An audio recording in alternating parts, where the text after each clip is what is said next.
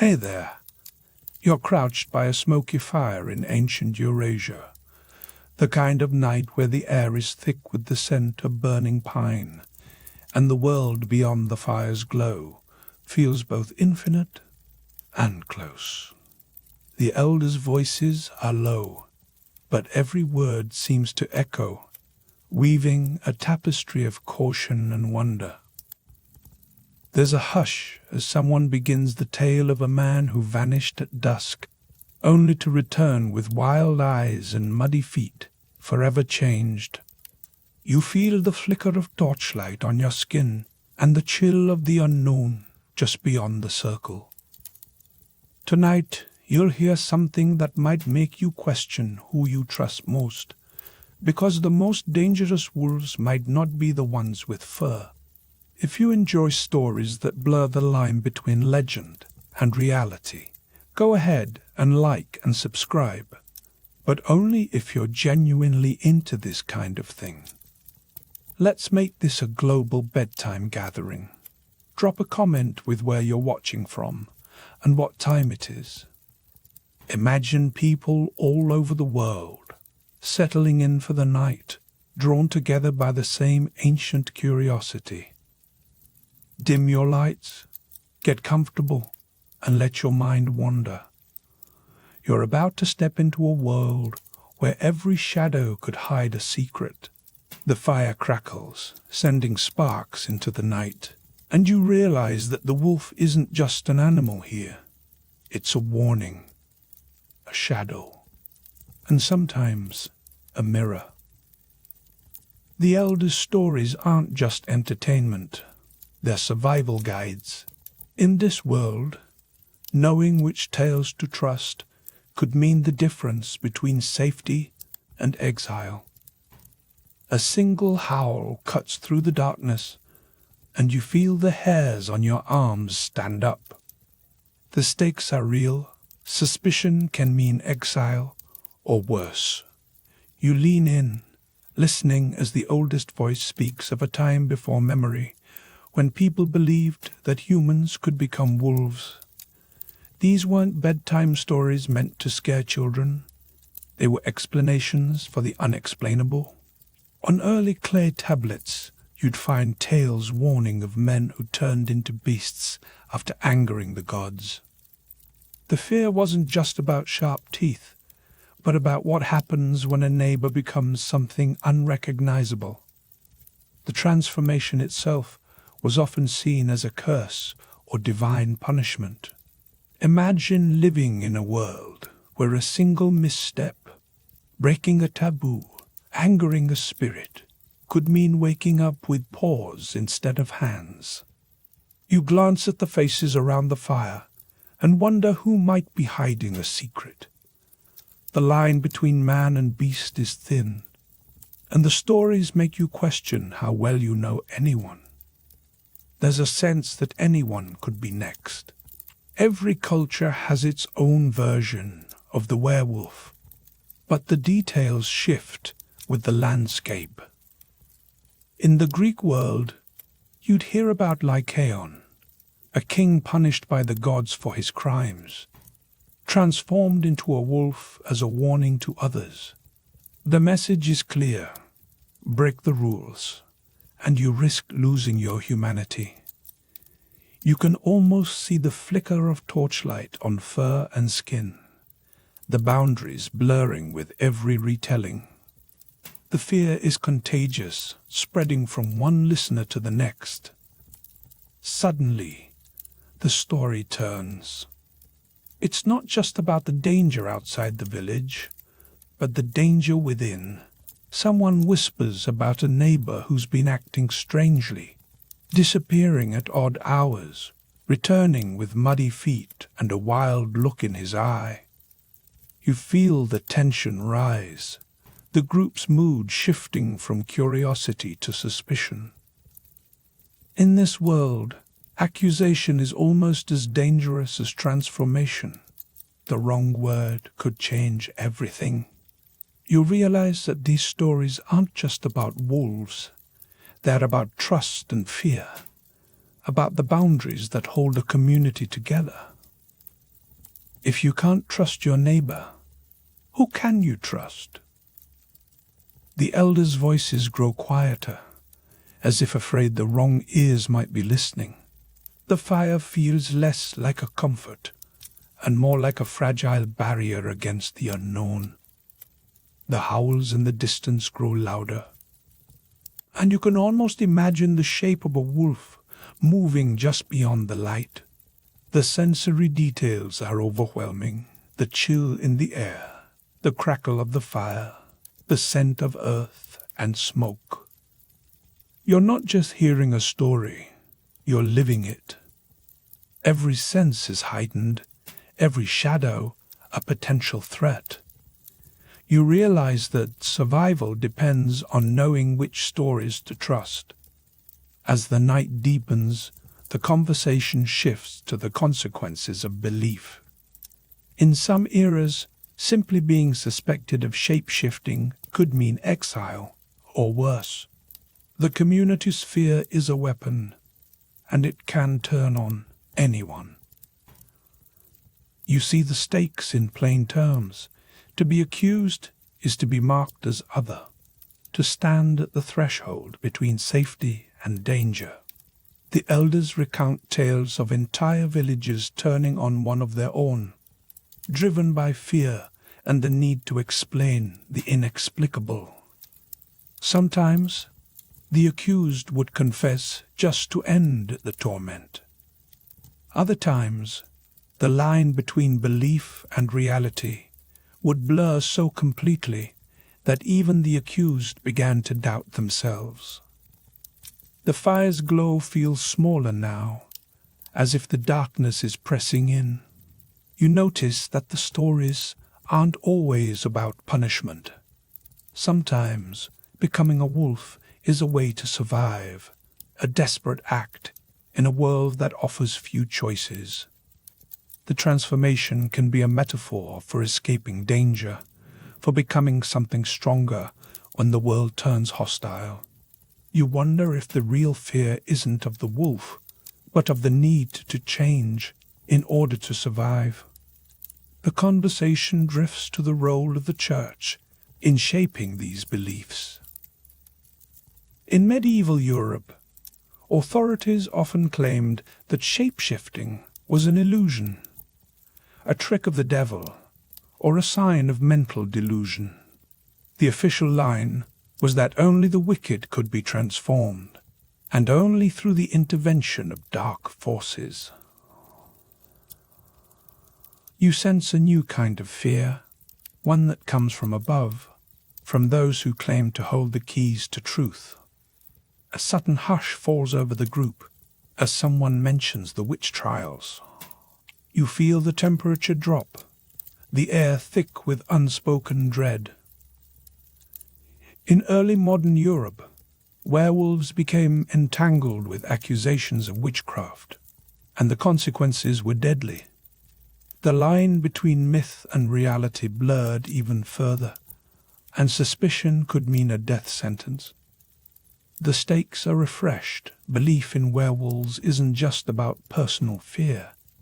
It's about the power structures that decide who belongs and who doesn't.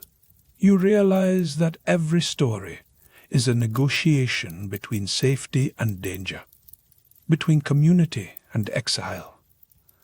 The rules change, but the fear remains. You shift your weight on the cold ground, feeling the ache in your legs, the smoke in your lungs. The elders' stories are heavy, but you can't look away. There's a pull to these tales, a sense that they explain something essential about the world. You wonder what it would feel like to be the one accused, to see suspicion in every glance. The fire pops, sending a shower of sparks into the night, and you're reminded that these stories aren't just relics of the past. Even now, in the modern world, the idea of the werewolf lingers in movies, in books, in the way people talk about outsiders. The legends have changed, but the need to explain the unknown remains. You think about the sensory motifs that run through every version of the story. The howl in the night, the flicker of torchlight, the chill that creeps in when the fire burns low. These details anchor the legend in reality, making it feel possible, even inevitable. You realize that the boundary between legend and lived fear is thinner than you thought. The elders' voices fade as the fire dies down, but the stories linger. You feel the weight of centuries pressing in, the knowledge that these tales have been told and retold across cultures and eras.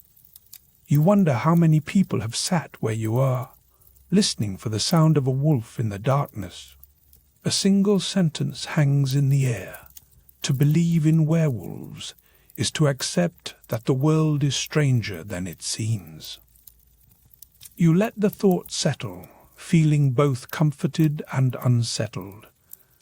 The fire's last embers glow, casting long shadows on the ground. You know that the journey is just beginning, and that the next story might change everything. Now you find yourself in a damp, timbered hall in early medieval England, the air thick with the scent of wet wood and the promise of new stories. You crouch by the smoky hearth of a timbered hall. England, early medieval era, as flickering torchlight dances across the faces of villagers huddled against the chill. The air is thick with the scent of damp wool and old wood.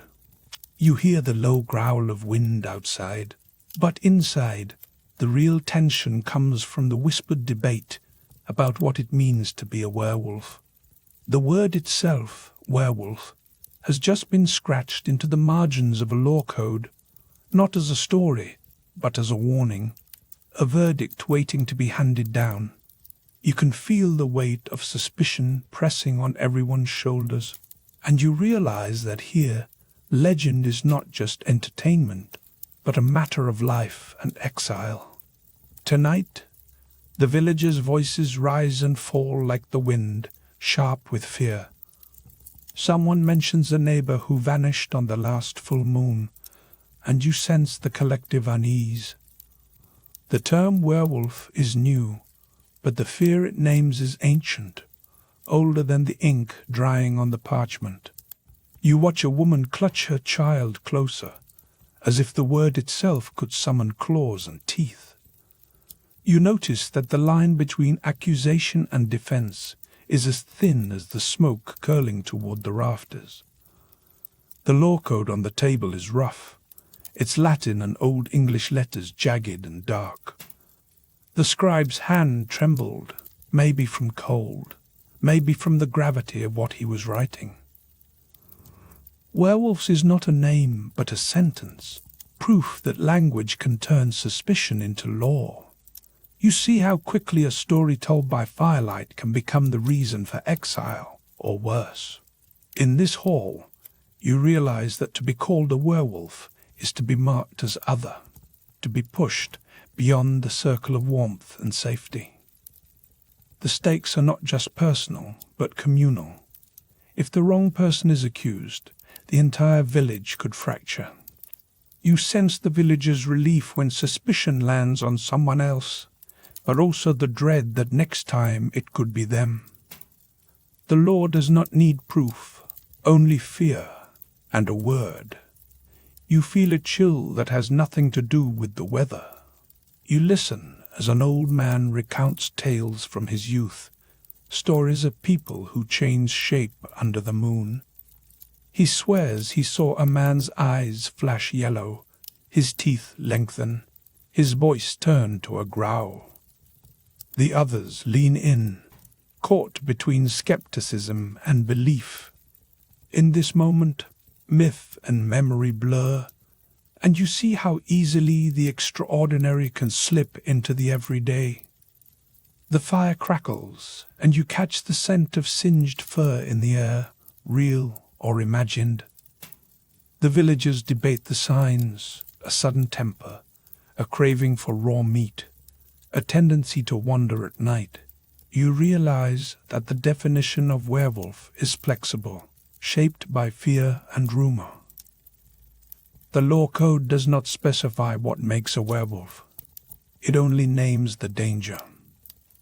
This ambiguity keeps everyone on edge. You glance at the scribe, who is younger than you expected, his eyes darting from face to face. He writes quickly, as if afraid the words might leap off the page and bite him. The word werewolf is both shield and weapon, protecting the village from the unknown while exposing the vulnerable. In this hall, language is not just a tool, but a trap. Every few minutes, the conversation shifts, and you hear echoes of older stories, tales from the continent, where wolves are bigger and the forests deeper. Someone mentions legends from the far north, where men become beasts to survive the winter. You realize that the fear of transformation is not unique to this village, but part of a much older, wider pattern. The flicker of torchlight casts shadows that seem to move on their own. You feel the hair on your arms rise as someone describes a night when a wolf walked upright through the fields, leaving prints that shifted from paw to foot. The villagers argue over whether this is proof or fantasy. You sense that the truth matters less than the feeling of danger. You remember, suddenly, that werewolves are not just English. The word may be new here, but the idea is ancient. In the oldest myths, etched onto clay tablets in far-off lands, humans have always feared the beast within. You picture a line stretching back through time, each culture adding its own twist to the story. A young woman, voice trembling, asks what happens if the accused is innocent. The room falls silent. The law offers no answer, only a sentence. You feel the injustice settle over the group like a second skin. This is not just about wolves, but about who gets to belong. You can almost hear the howls outside, real or imagined, as the night deepens. The villagers huddle closer, their fear feeding on itself. You realize that the legend is not just about the beast, but about the boundaries of the human. The scribe reads aloud from the code, his voice echoing in the rafters. Penalties for the werewolf could mean exile or outlawry. You see the villagers' faces harden, relief and guilt mingling in their eyes. You understand that the law is not meant to protect the accused, but to reassure the fearful. For a moment you imagine yourself accused. The room feels colder, the fire less bright. You sense how quickly suspicion could turn on anyone. You see that the legend of the werewolf is a mirror for the community's anxieties. The old man begins another story, this one about a traveller who brought tales from the east, where shapeshifters are revered, not feared. The villagers scoff, but you notice a flicker of curiosity. You realize that even in fear, people are drawn to the unknown. You hear the wind pick up outside, carrying with it the distant sound of howling. Whether it's a wolf or just the wind, no one wants to find out. The villagers glance at the door, as if expecting something or someone to burst through. You feel the tension snap, then settle again, tighter than before. You shift on the bench, feeling the rough wood beneath you. The fire's warmth is comforting, but the shadows are long. The conversation turns to other villages, other accusations. You sense that the legend is spreading, carried on the breath of rumor. You remember hearing that in some places werewolves are hunted, in others, pitied. The law here is clear: exile. But in other lambs, the punishment is death, or something worse. You realize that the fate of the accused depends on where the story is told. The scribe pauses, ink-stained fingers trembling. He looks at you, as if searching for reassurance. You nod, and he returns to his work. The word werewolf grows heavier with each repetition. You sense that the more it is named, the more real it becomes. You listen as the villagers debate whether the accused should be allowed to defend themselves. Some argue for mercy, others for safety. The law is silent. You feel the weight of uncertainty pressing down on everyone. You catch a glimpse of the moon through a crack in the wall. Its light is cold and distant, casting everything in silver and shadow. The villagers fall quiet, listening for sounds that might not be there. You realize that the legend is as much about what is unseen as what is seen. You think of the earliest stories, where wolves were both feared and respected. In some cultures, they are guides. In others, monsters. The line between the two is thin and easily crossed. You sense that the fear of the wolf is really a fear of the unknown. You hear someone mention the witch trials, stories from across the sea where werewolves and witches are hunted together. The villagers shudder, imagining what it would be like to face such a fate. You realize that belief in werewolves can be deadly, not just for the accused, but for the whole community. You glance at the law code again, its words stark and final. There is no room for doubt, no space for forgiveness. The villagers accept this, but uneasily. You sense that the legend is a living thing, growing stronger with each retelling. You remember a story from the South, where a philosopher described lycanthropy, not as magic, but as a kind of melancholy, a sadness so deep it turns a person into a wolf. The villagers laugh, dismissing the idea, but you wonder if there is truth in it. You realize that the legend can be both a curse and a cry for help. You feel the fire's heat on your face, the chill at your back. The villagers begin to drift away, one by one, each glancing nervously at the door. The hall grows quiet, the only sound the crackle of burning wood. You sense that the fear will linger long after the fire dies. You step outside, the night air sharp and cold. The moon hangs low, full and bright. You hear a distant howl, and for a moment you wonder if the stories are true. You realize that the legend of the werewolf is not just about wolves, but about what it means to be human. You walk through the village, past shuttered windows and locked doors. The silence is heavy, broken only by the crunch of frost underfoot. You feel the eyes of the unseen, watching, waiting. You sense that the boundary between man and beast is thinner than anyone wants to admit. You pause at the edge of the woods, the trees looming tall and dark. The path ahead is uncertain, the shadows deep. You hear the howls again, closer now. You realize that the legend is always waiting, just beyond the firelight. You turn back toward the hall, the warmth and safety behind you. The villagers are gone, but their fear remains, hanging in the air like mist. You sense that the story is not over, that it will be told again and again. You remember that in Greek mythology, there are stories of men transformed into wolves as punishment for hubris. The villagers do not know these tales, but the fear is the same. You realize that every culture finds its own reason to fear the beast within.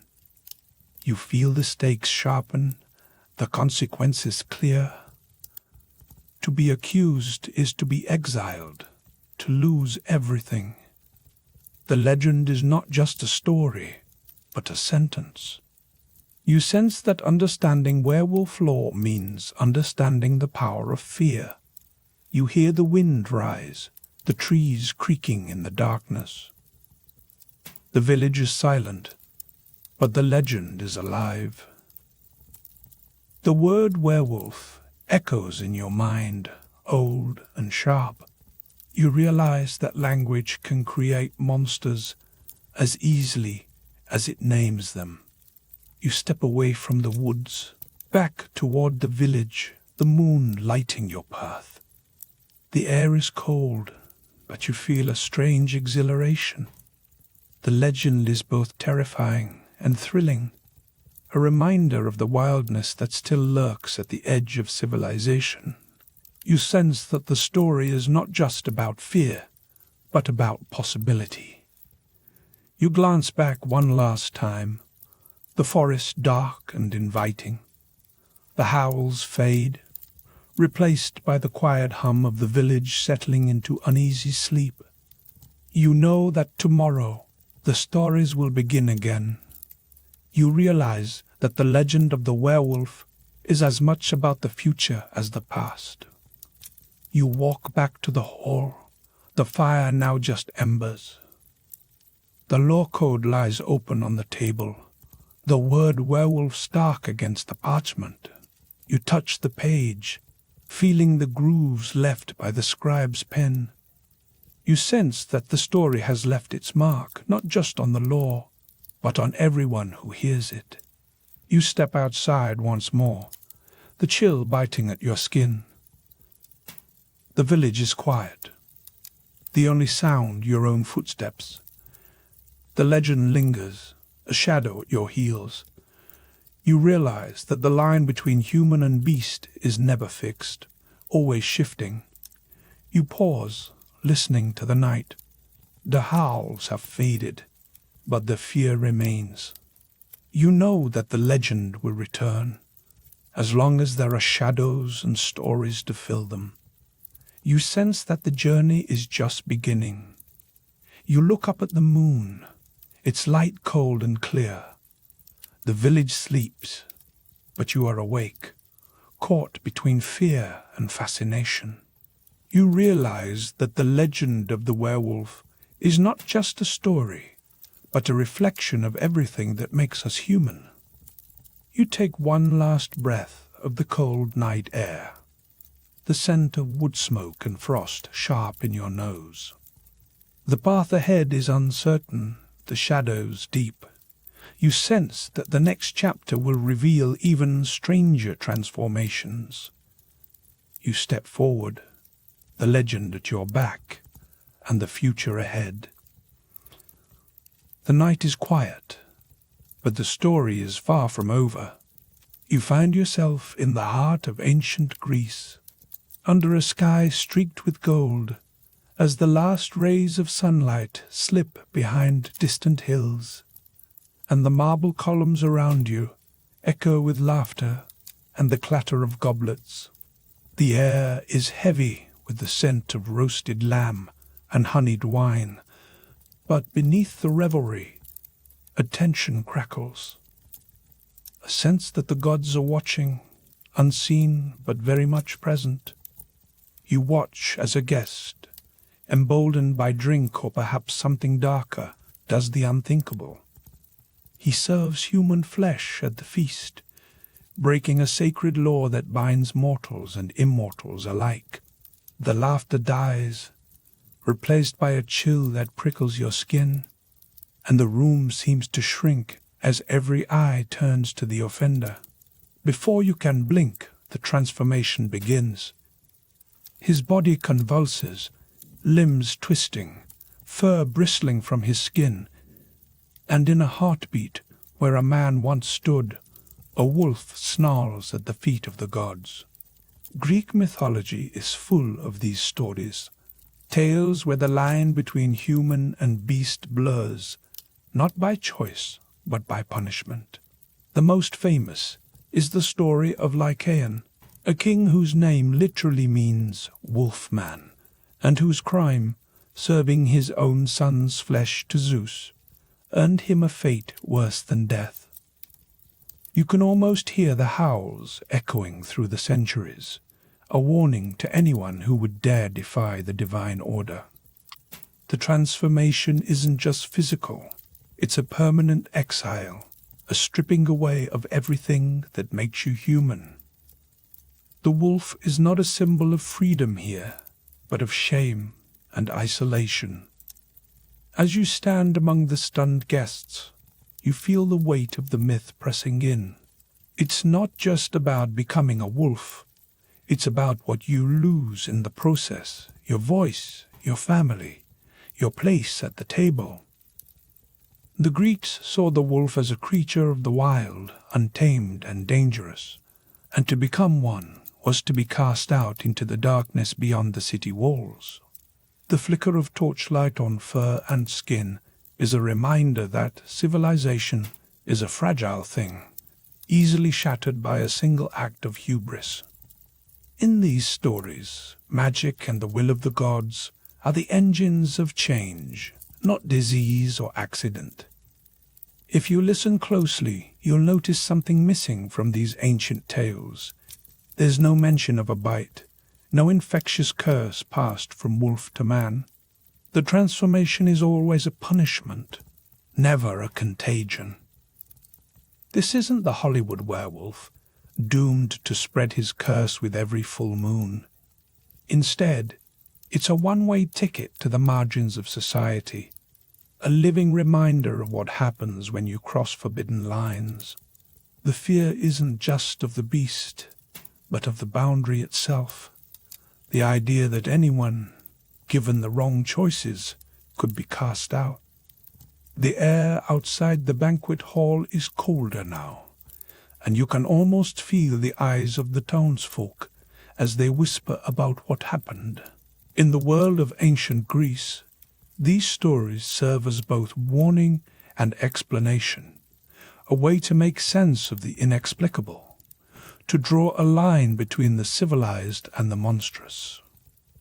You realize that the stakes are not just personal, but communal. If the gods can punish one man so harshly, what's to stop them from turning their wrath on the whole city? The legend lingers, shaping how people treat outsiders, how they enforce their own rules. Time slides forward, and you find yourself in a new setting, a dense forest at the edge of a medieval village, where the trees crowd close, and the night is alive with the sound of distant howls. The stories have changed, but the fear remains. Christianity now dominates Europe, and with it comes a new skepticism. Priests and bishops argue that only God can change the nature of a person, and that sorcery, no matter how convincing, cannot truly turn a man into a beast. Yet, the old tales refuse to die, whispered around hearths and in the shadows of the church. You crouch beside a fire with a group of villagers, their faces flickering in the shifting light. They speak of men who vanish into the woods and return changed, wild-eyed and silent. But the explanations are different now. No longer is the transformation a direct act of the gods. Instead, it's the work of witches, heretics, or the devil himself. The wolf is still a symbol of exile, but the mechanics have shifted. Now, it's about moral corruption, about losing your soul rather than your body.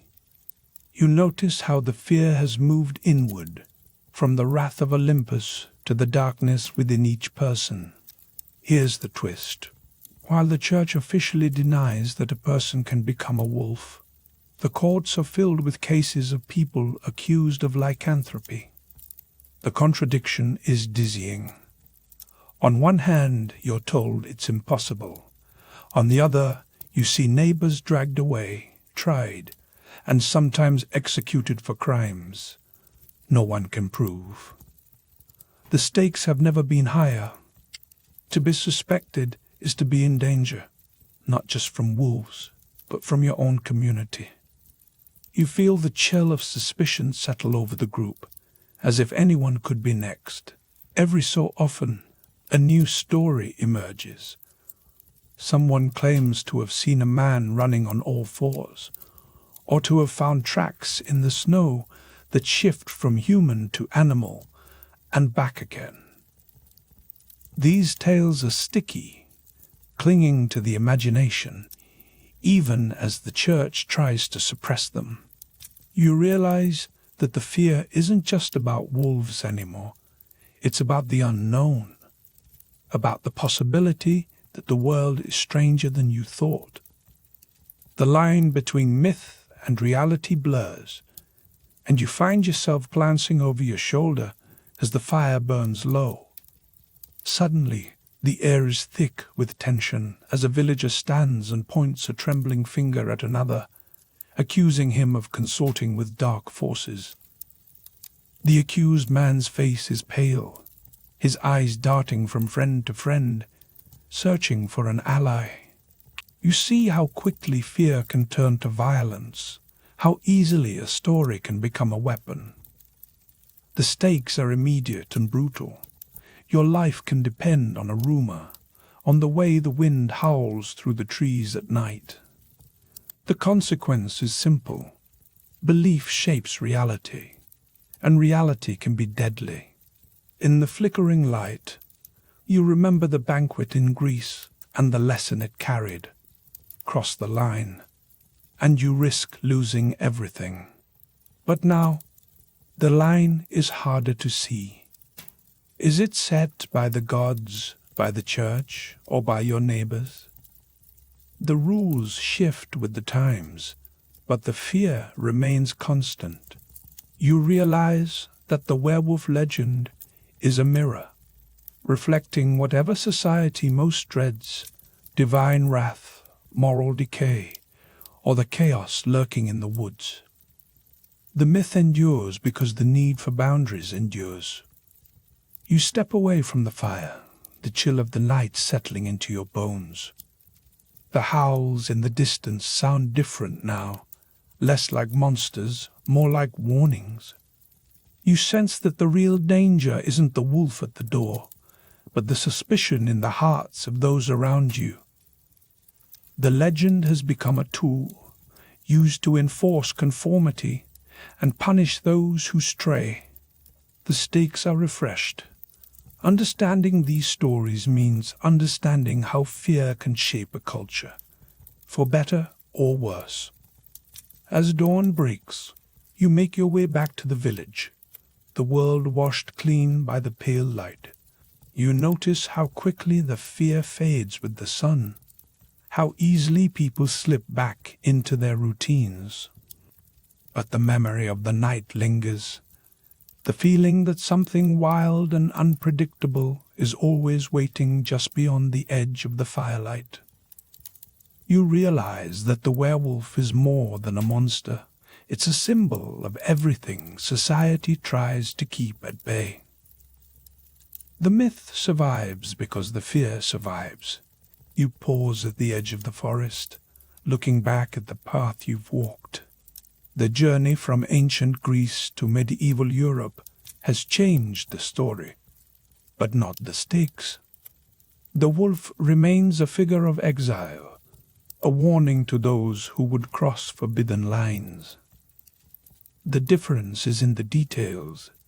Divine punishment has become social paranoia, and magic has given way to accusation. You can't help but wonder what new forms the legend will take as the world moves forward. The air is still, but you can almost hear the echo of ancient howls, mingling with the whispers of the village. The line between human and beast is as thin as ever, and the consequences of crossing it are just as real. You feel the weight of history pressing in, the knowledge that these stories have shaped lives, laws, and even the way people see themselves. The myth is alive, pulsing beneath the surface of everyday life, waiting for the next transgression to bring it roaring back to life. As you turn away, the flicker of torchlight on fur and skin lingers in your mind. The journey isn't over. The legend is still evolving, still reflecting the hopes and fears of those who tell it. You sense that the next chapter will bring new twists, new dangers, and new meanings. The story of the werewolf is far from finished. You step into a candlelit chamber in medieval Europe, where a bishop's robe sweeps the floor and parchment crackles under his hand.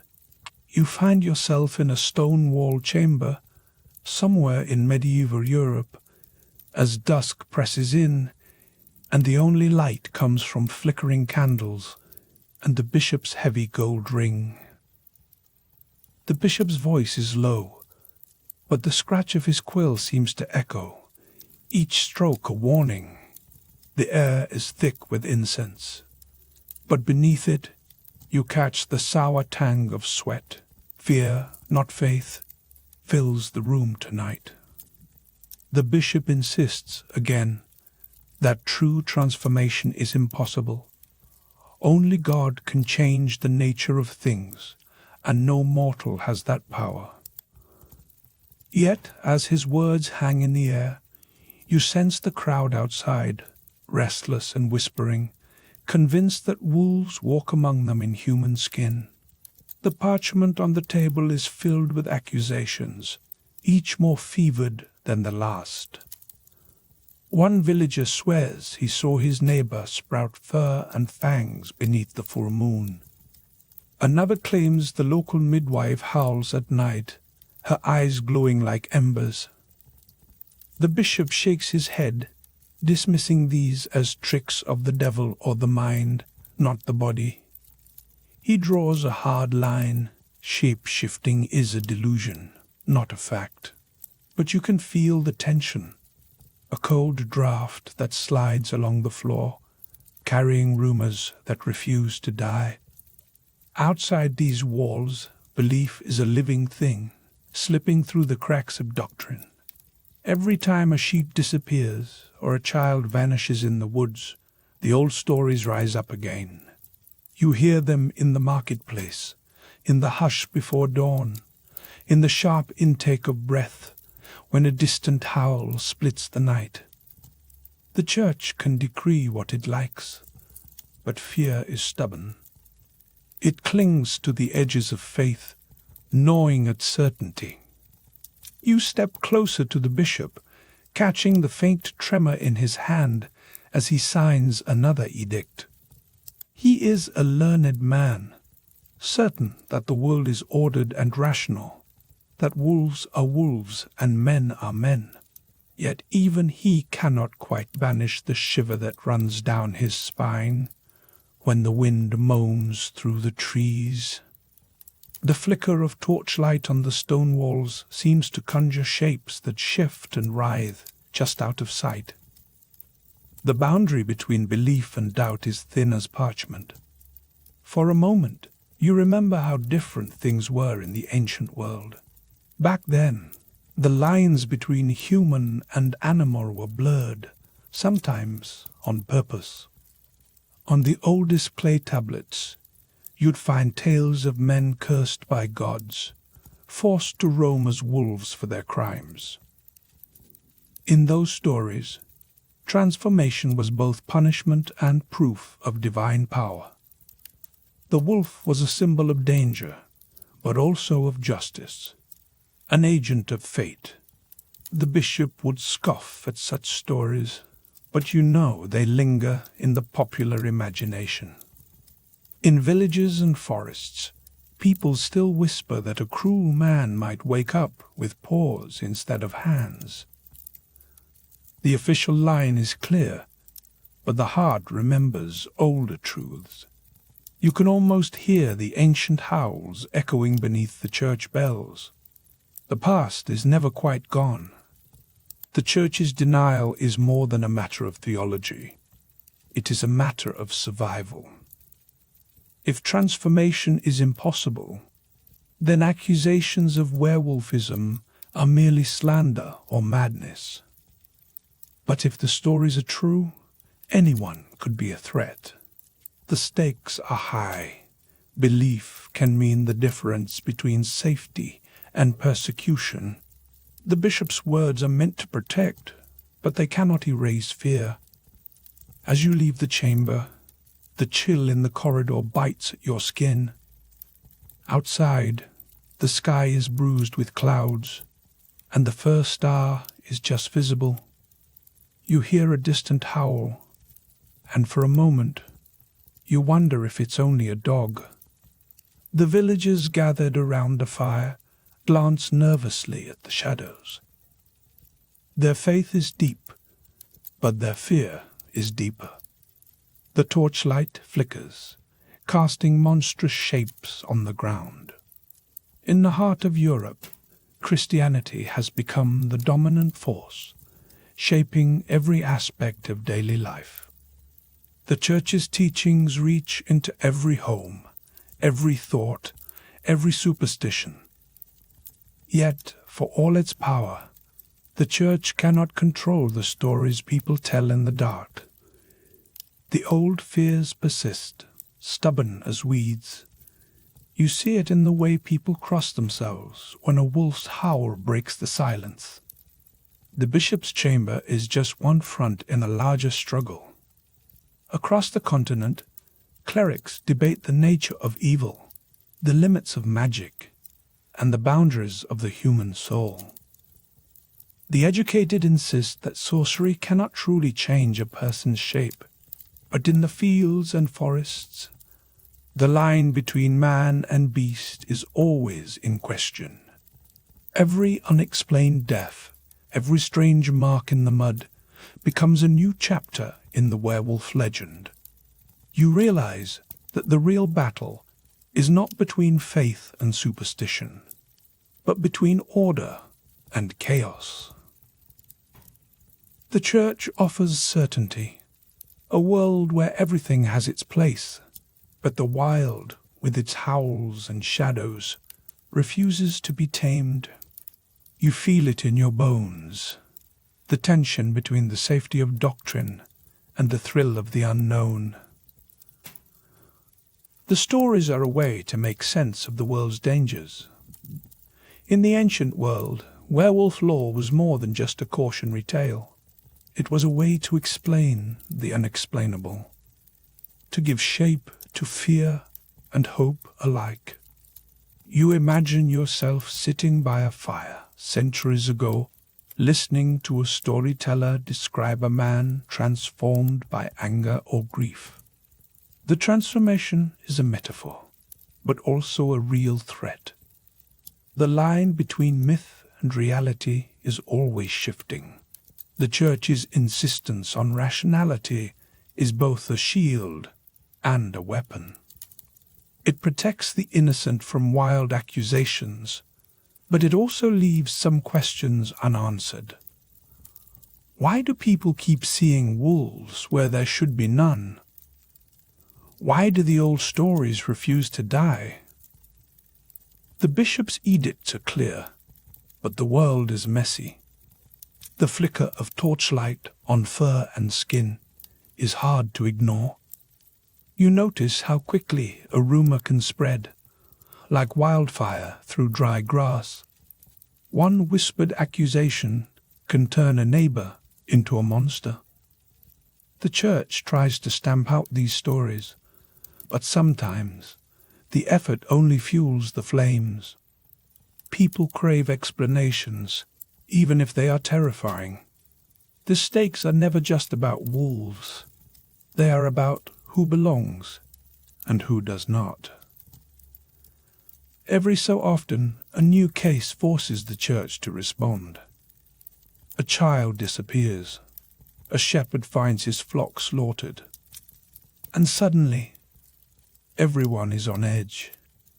The bishop calls for calm, but the villagers demand action.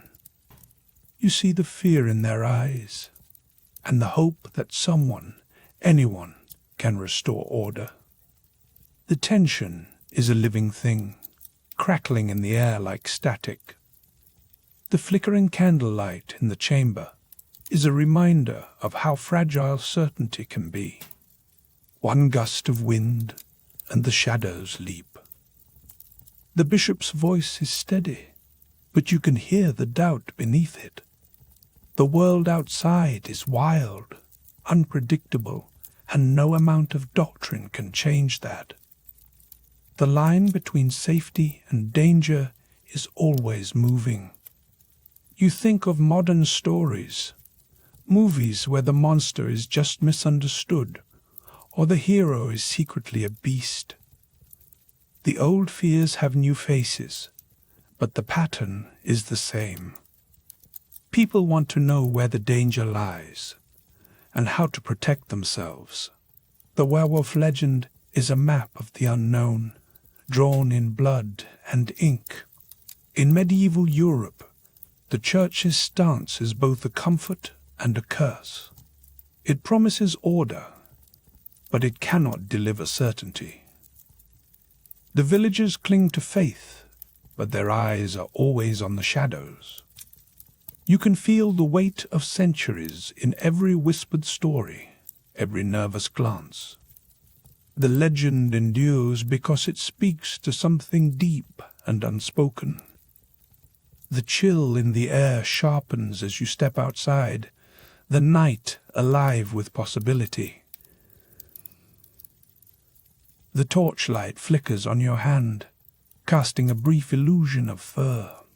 For a heartbeat, you feel the old terror, the sense that anyone could be a monster, even you. The church's boundaries are clear, but belief seeps through every crack. You realize that understanding werewolf lore is about more than monsters. It is about tracing the shape of fear, the limits of faith, and the ways people make sense of a dangerous world. The stories change, but the need for them remains. The flicker of torchlight, the howl in the night, the cold touch of doubt, they are all part of the same story. Tonight, as the last candle gutters out, you sense the legend shifting again. The bishop's words are already fading, replaced by new whispers, new fears. The line between man and beast is never fixed. It moves with the moon, with the seasons, with the stories people tell. The journey is far from over. You are standing at the edge of a dense forest in medieval Europe, the year somewhere between the 13th and 16th centuries. As a knot of villagers gathers in the half-light, every breath you take is laced with resin and damp earth. The air so cold it bites your cheeks. The church bell has long since stopped ringing, but the villagers' eyes flicker with something older than doctrine, a suspicion that the woods conceal more than deer and foxes. A young man, cloak pulled tight, leans in to whisper about a neighbor who vanished last moon.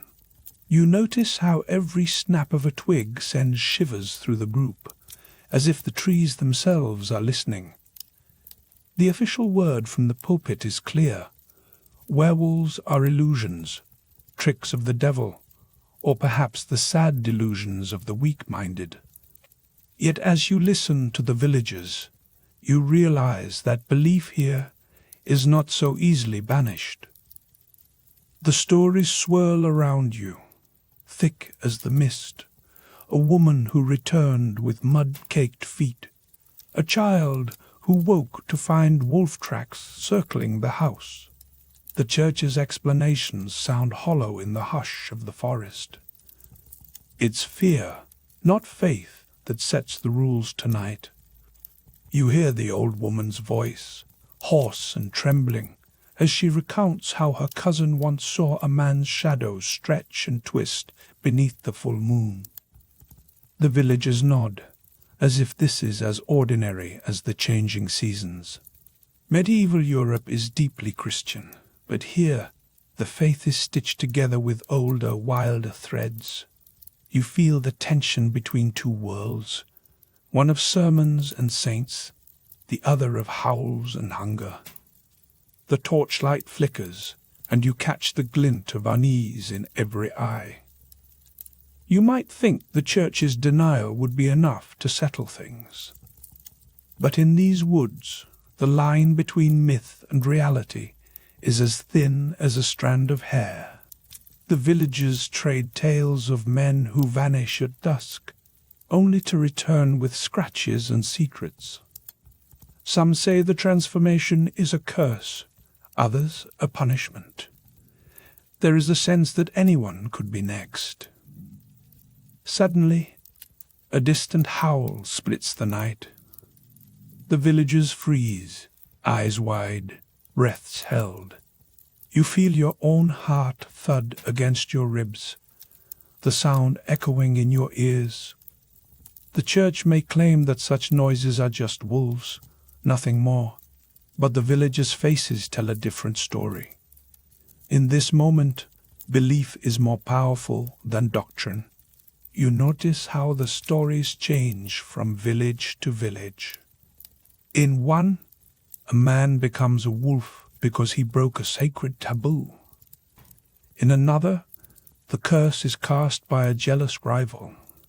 No one mentions being bidden. That idea, so common in modern movies, is nowhere to be found in these ancient tales. The villagers speak of spells, pacts, and punishments, not infections. You realize that what you think you know about werewolves is shaped by centuries of retelling. As the fire crackles, an older man leans forward, his face lined with worry. He tells of a time, long ago, when a traveler from the south brought stories of Greek kings punished by the gods. In those myths, becoming a wolf was not a random curse, but a sentence for cannibalism. The villagers murmur, unsettled by the idea that monstrousness could be earned, not inherited. You sense the stakes rising. If anyone can become a werewolf, then no one is truly safe. The conversation drifts to the church's stance. Some villagers recall sermons, warning that belief in shapeshifters is itself a sin. Others scoff, insisting that the priests have never spent a night in these woods. The divide between official doctrine and lived experience yawns wide. You see how fear fills the gaps left by faith. A sudden gust of wind snuffs out one of the torches. The darkness presses in, thick and absolute. You hear the scrape of boots on frozen ground as someone rushes to relight it. The villagers huddle closer, their voices dropping to urgent whispers. Every sound is magnified in the gloom, every shadow a threat. The church's power is real, but it does not reach everywhere. In these remote villages, the rules are set by the forest, not the altar. You realize that belief in werewolves persists not because people are ignorant, but because they are attentive. They notice footprints that stop at the river's edge, or the way a neighbor's wounds never heal quite right. The world is full of mysteries, and the church cannot explain them all. You remember the stories of the witch trials, when suspicion could mean death. In those days, being accused of witchcraft or lycanthropy was almost the same thing. The villagers whisper about a man who was chained and questioned for days, all because someone saw him wandering at night. The line between accused and accuser is razor thin. You feel the weight of paranoia settle over the group. The chill in the air sharpens, and you draw your cloak tighter. The fire offers little comfort against the sense of dread. You notice how quickly the conversation turns from names to omens. A blood-red moon, a dog howling at midnight, a patch of fur found near the well. The villagers treat each sign as a warning, a clue to who might be next. You catch the eye of a young girl, her face half hidden by her mother's shawl. She listens, wide-eyed, as the adults argue about whether to trust the priest or their own senses. The stakes are clear. To believe the wrong thing could mean exile, or worse. You realize that belief is not just about stories, it's about survival. The fire pops, sending a shower of sparks into the mist. You watch as the villagers' faces flicker between hope and fear. Some want to believe the church can protect them. Others trust only in old charms and whispered prayers. The divide is not just spiritual, it's social, a question of who belongs and who does not. You sense the group's anxiety rising with each retold tale.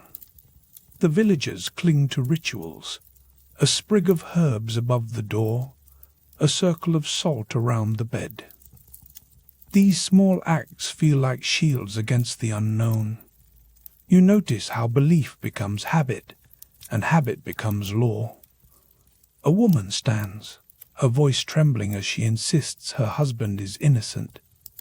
The others look away, unwilling to meet her gaze. In this village, accusation is contagious. The fear of being authorized is as real as the fear of wolves. You see how quickly suspicion can turn neighbor against neighbor. The mist thickens, muffling sound and blurring shapes. You feel the forest pressing in, alive with secrets. The villagers move closer to the fire, their voices hushed. Each story is a warning, a lesson passed down with every shiver. You realize that the true power of werewolf lore is not in the monsters, but in the way it binds the community together. You hear someone mention a nearby town where a priest was driven out for refusing to bless a suspected werewolf's grave. The boundaries between sacred and profane are not fixed. They shift with every rumor, every unexplained death. You sense that belief is a living thing, growing and changing with each generation. The night deepens, and the forest seems to close in tighter. The villagers' stories have a rhythm now, a call and response of fear and reassurance. You realize that the church's denial only makes the legends more potent. In the absence of certainty, imagination fills the void. You glance at your own hands, half expecting to see fur sprouting from your skin. The stories have seeped into your bones, blurring the line between witness and participant. You wonder how many of these tales are warnings, and how many are confessions. You feel the weight of centuries pressing down, each story a thread in the tapestry of belief. A sudden silence falls as a wolf howls again, closer this time. The villagers freeze, eyes darting to the edge of the firelight. You sense the moment teetering between panic and resolve. The stakes are higher than ever. To be accused is to be marked. To be marked is to be hunted. You realize that the real danger is not the wolf, but the fear it inspires. The fire burns low, and the villagers begin to drift away, casting nervous glances over their shoulders. You stand in the clearing, the chill settling into your bones. The stories linger, hanging in the air like mist. You know that tomorrow the cycle will begin again. You step away from the dying fire, the forest swallowing your footsteps. The torchlight fades, but the fear remains, coiled and waiting. The church may preach certainty, but here, in the shadows, belief is as wild and unpredictable as the wolves themselves. You sense that the line between human and beast is thinner than anyone dares admit. You walk back toward the village, the path barely visible in the gloom. Each sound, each rustle, each distant howl feels charged with meaning. The villagers' stories echo in your mind, a reminder that the world is stranger than any sermon admits. You realize that the forest is not the only place where monsters dwell. The night presses in, thick with secrets and possibility. You feel the weight of every whispered warning, every cautious glance. The stakes are not just about survival. They're about belonging, about who gets to decide what is real. You know that belief is a kind of power, and power is never given up easily. You reach the edge of the village just as the first light touches the sky. The mist begins to lift, revealing the familiar shapes of homes and fields. For a moment, the fear recedes, replaced by a fragile sense of safety. You understand that the cycle of suspicion and reassurance is as old as the stories themselves. You pause at your door, the chill still clinging to your skin. The fire inside promises warmth, but the shadows linger at the edges. You realize that every village, every era, must find its own way to live with the unknown. You sense that the next chapter of this story is waiting to unfold. You wedge yourself onto a splintery bench in a packed stone hall, the year somewhere in the shadowy heart of early modern Europe, and the air is thick with sweat, whispers, and the sharp tang of fear. The judge, robed and severe, raps his gavel, and the word werewolf slithers through the crowd. A word that sends a cold shiver down your spine. The accused, a gaunt figure with wild hair and haunted eyes, stands trembling at the front, hemmed in by guards whose hands never stray far from their swords. You can feel the tension crackling, as if the very stones of the courthouse are holding their breath. Each torch flickers, casting animal shapes on the walls, and for a moment you wonder if you're seeing fur or just the tricks of firelight. Here, suspicion is a living thing, crawling from person to person, and you realize that the accusation is almost a sentence in itself.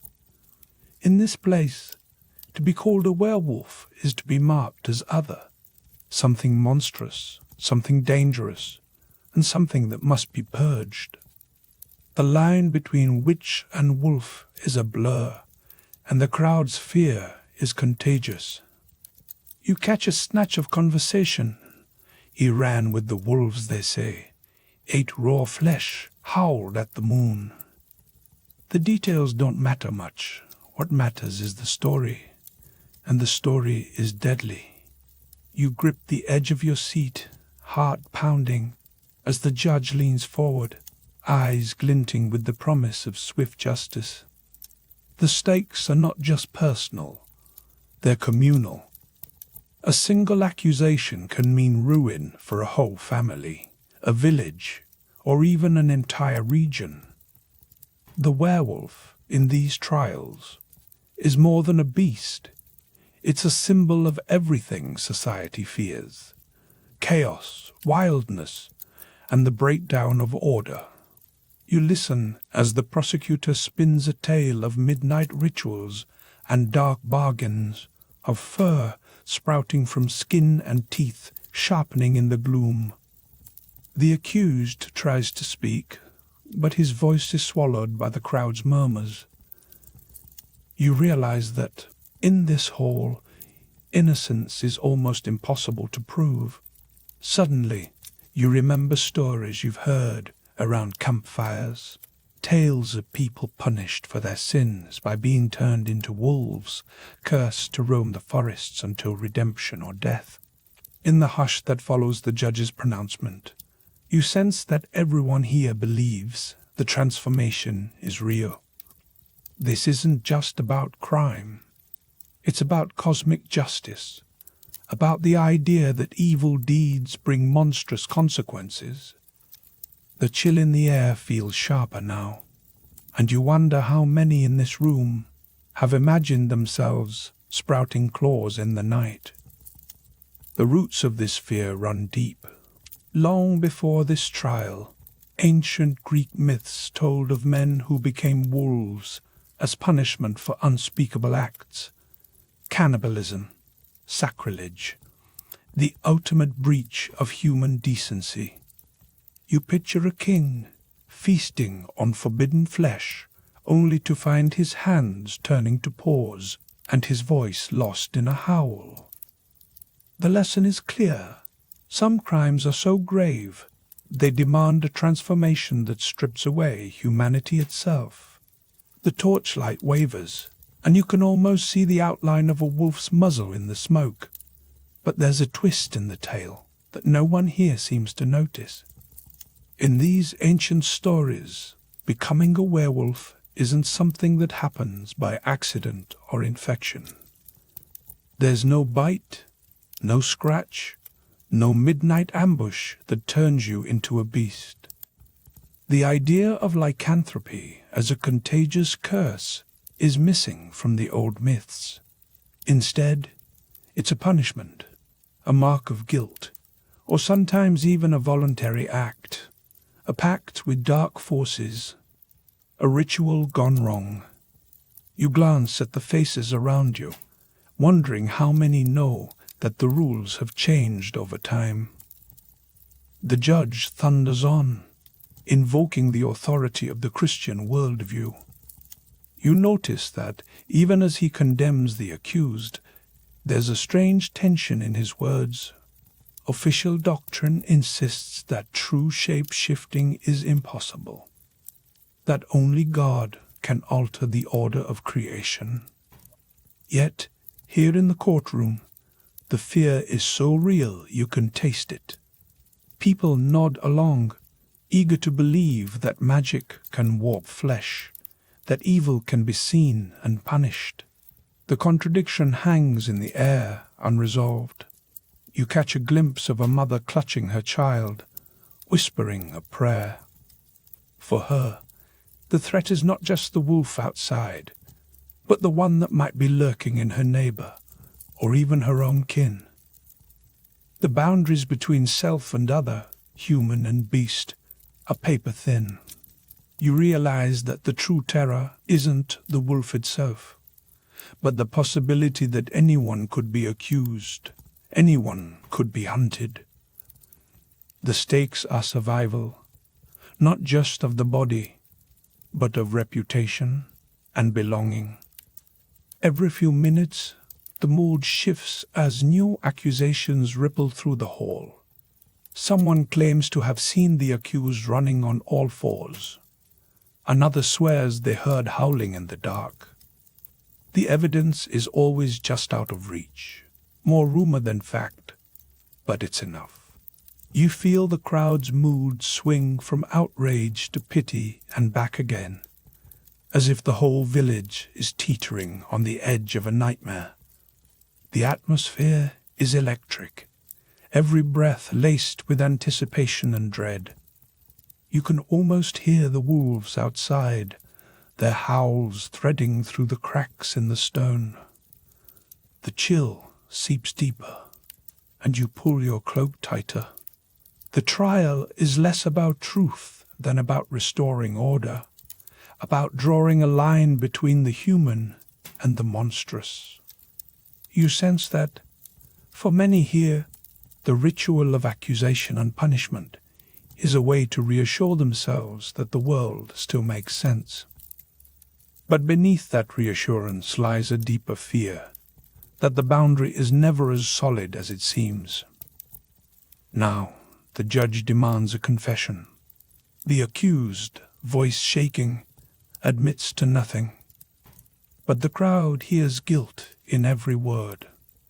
You watch as the prosecutor describes the supposed pact with dark forces, the midnight transformation, the taste of blood. The details grow more lurid with each retelling. You realize that, in this hall, narrative is more powerful than evidence. The story of the werewolf is a weapon, sharpened by centuries of fear. You think back to the ancient Greeks again, to stories where the wolf was not always evil, but sometimes a figure of tragic fate. In those tales, the transformation was a curse, but also a warning, a reminder that civilization is fragile, and that the line between order and chaos can be crossed with a single act. The torchlight flickers, and you see the faces around you, caught between horror and fascination. The myth is alive, reshaping itself with every whispered accusation. Outside, the wind picks up, rattling the shutters. Inside, the tension snaps as the judge pronounces the sentence. The crowd erupts, some in relief, others in fear that the wolf might still be among them. You feel the weight of the moment, the sense that justice is being done, even if it's built on shadows and suspicion. The accused is led away, and the hall slowly empties, leaving only the echo of footsteps and the lingering scent of smoke. You linger at the back, heart still racing. The trial is over, but the fear remains. You realize that, in this world, belief in werewolves is as much about social control as it is about monsters. The accusation keeps people in line, reminds them of the dangers of stepping outside the bounds of normalcy. The stakes are renewed. To be accused is to be cast out, to become prey for the very community that once sheltered you. Stepping outside, the night air bites at your skin. You hear distant howls, real or imagined, and the darkness feels thick with possibility. The moon hangs low, silver and watchful. You think about how, centuries from now, these stories will still haunt the edges of civilization. The werewolf will survive, not just as a beast, but as a symbol of everything society fears and cannot control. You remember, almost with a jolt, how different this is from modern pop culture's take on werewolves. Today, the bite is everything. A single nip and you're doomed to change at the next full moon. But here, in this cold stone hall, the transformation is about sin, punishment, and the terror of being marked as other. The myth has shifted, but the fear remains. That's the compass line. What changed is not the monster, but the meaning we give to it. The torches gutter, and you realize you've witnessed not just a trial, but a ritual, a performance of fear, power, and belonging. The werewolf is both scapegoat and warning, a reminder that anyone can be hunted if the pack turns against them. As you walk away, you feel the eyes of the village on your back, and you wonder who will be next. The line between legend and lived fear is razor thin. You step into the darkness, breath clouding in the cold, and the howls fade into memory. The trial is over, but the story lingers, ready to surface whenever the night grows long and the wind carries strange sounds through the trees. You carry the weight of what you've seen, a reminder that, in every era, the monsters we fear are the ones we create. And as you move away from the hall, the flicker of torchlight and the echo of the judge's gavel fade behind you. You find yourself wondering what new forms these old fears will take, and how the myth will twist again in the centuries to come. The journey isn't over, it's only changed shape, like the legends themselves. You find yourself in a Renaissance study, sunlight slanting across shelves of thick books. Sunlight slips through narrow windows and pools across a Renaissance study, where you stand surrounded by shelves heavy with leather-bound tomes and the sharp tang of ink. The air hums with debate as scholars in stiff collars argue over the nature of lycanthropy, their voices rising above the soft scratch of quills. One physician, his eyes shadowed with sleeplessness, leans forward and describes a man who prowls graveyards at dusk, convinced with every fiber that he is a wolf. The others exchange glances, some skeptical, some afraid, while you sense the chill that lingers around the word werewolf. For them, the question is urgent. Is this man cursed, mad, or merely pretending? The stakes are not abstract. If the answer is wrong, a life could end at the stake or in an asylum. Your fingers graze the rough spine of a book by Marcellus, who calls lycanthropy a kind of melancholy, a sickness of the mind so deep that a person believes himself to be a wolf, not just in spirit, but in howling, hunger, and dread. You picture the afflicted shivering in the grey dawn, haunted by urges they cannot explain. The scholar beside you insists this is no mere sadness. It is a darkness that seeps into the bones. The room smells faintly of old parchment and nervous sweat. Each theory feels like a lifeline tossed into a stormy sea, with the hope that one will reach the truth. Augustine's name surfaces, his skepticism echoing off the wood-panelled walls. He dismisses the idea of true transformation, suggesting instead that hallucinations or demonic illusions trick the senses. You imagine the accused, trembling before a tribunal, praying that their torment is seen as a vision, not a crime. The tension in the study is thick enough to taste. For every learned argument, there is a story from the streets. A neighbor who vanished, a shepherd who returned wild-eyed and silent. The line between madness and magic blurs with each retelling. A log pops in the hearth, sending sparks into the gloom, and you realize how easily fear can ignite. The ancient world offered many explanations for werewolves, some myth, some folklore, some rooted in the mind's shadows. In this Renaissance chamber, those old tales press in from the darkness outside. The scholars' voices falter when the wind howls, as if the forest itself listens. You sense that belief is not so easily banished by reason. Despite the church's stern warnings, popular belief in werewolves refuses to die. You recall a whispered story from the village, a woman who locked her doors at night, clutching a rosary, certain that wolves walked on two legs.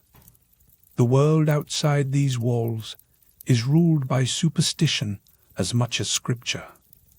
You feel the weight of centuries pressing down, each era layering new fears atop the old. The flicker of torchlight outside the window hints at a world still haunted by monsters. In this deeply Christian age, every transformation is suspect. You watch as a scholar draws a careful line between sin and sickness, arguing that becoming a wolf is often depicted as punishment for evil deeds or pacts with dark forces. The others nod, but you catch a glimmer of doubt in their eyes. The stories are too persistent, too visceral to be explained away so easily.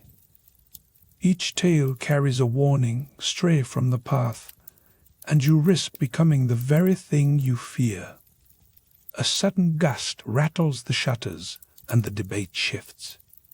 One scholar produces a battered legal text, tracing the word werewolf back to Old English and early medieval laws.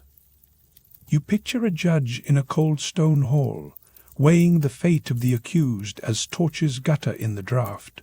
The term itself is a relic, a fossil from a time when law and legend were inseparable. The room quiets as the realization settles. This is not just myth, but history. The air in the study grows tense, as if the past presses close. You sense that for every learned treatise, there is a real person, accused, tormented, or simply misunderstood. The scholar's arguments swirl around you, but the stories cling like fog. Outside, the wind carries a distant howl. You shiver, unsure if it is wolf or memory. Suddenly, a physician leans in, his voice low and urgent. He describes a patient who, under the full moon, tears at his own skin and begs for meat. The scholars recoil, but you feel a pang of empathy. This man is not a monster, but a soul adrift in his own body. For a moment, the debate falters. The consequence is simple. Misunderstanding means suffering. You realize that the Renaissance is a turning point. The werewolf is no longer just a beast to be hunted, but a patient to be studied. The flicker of candlelight on the physician's face reveals both hope and fear. The old stories have not vanished. They have changed shape, slipping into new forms as society evolves. You sense that curiosity is beginning to rival terror. Outside, the sky darkens and the first stars appear, sharp as teeth. You step to the window, watching shadows lengthen across the fields. Somewhere, a dog barks, and for a moment, you imagine it is a warning. The study behind you is filled with voices, but the night belongs to the unknown. The line between legend and reality remains thin. A scholar closes a book with a snap, declaring that science will soon lay these fears to rest. You hear the bravado, but sense the uncertainty beneath. The world is changing, but old fears die hard. The consequence is clear. Even as knowledge grows, the shadows linger. You feel the chill of the air and the weight of the past. A final voice, quieter than the rest, wonders aloud if the true danger is not the wolf, but the urge to authorize those who are different. The words hang in the air, heavier than any argument. The flicker of torchlight catches on the spines of 100 books, each one a testament to the struggle between fear and understanding. You realize that the stakes are not just about monsters, but about how society treats its outcasts. The debate ebbs and flows, but you sense a shift. The werewolf has become a mirror, reflecting the anxieties and hopes of each era. The study is quieter now, the shadows deeper. You listen to the soft scratch of quills and the distant call of a night bird. The world outside is vast, and the unknown waits at the edge of every story. You step away from the scholars, feeling the cool stone beneath your feet. The air is thick with the scent of wax and old paper. You carry the echoes of their arguments with you, each one a thread in the tapestry of werewolf lore. The journey is far from over. The consequence is that every new answer breeds a new question. As you leave the study, the wind rises, carrying with it the promise of more tales. The flicker of torchlight dances on the walls, and you sense that the next chapter will be written, not in books, but in the wild places where stories are born.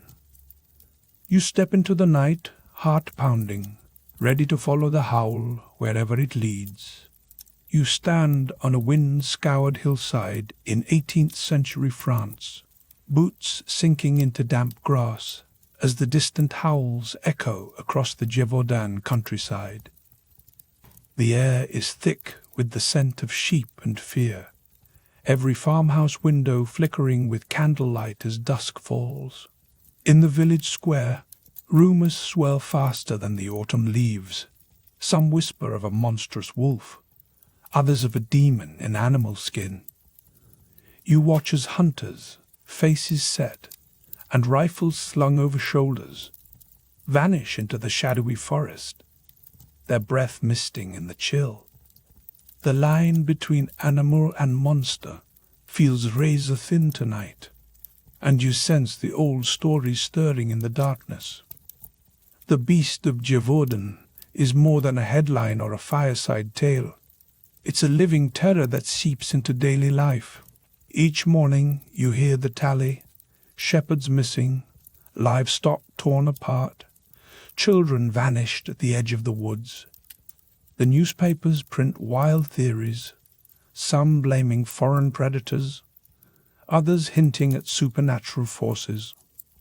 You notice how the villagers clutch their crosses tighter, muttering prayers that blend Christian ritual with older, wilder charms. The tension is palpable, a chill that settles on your skin and refuses to leave.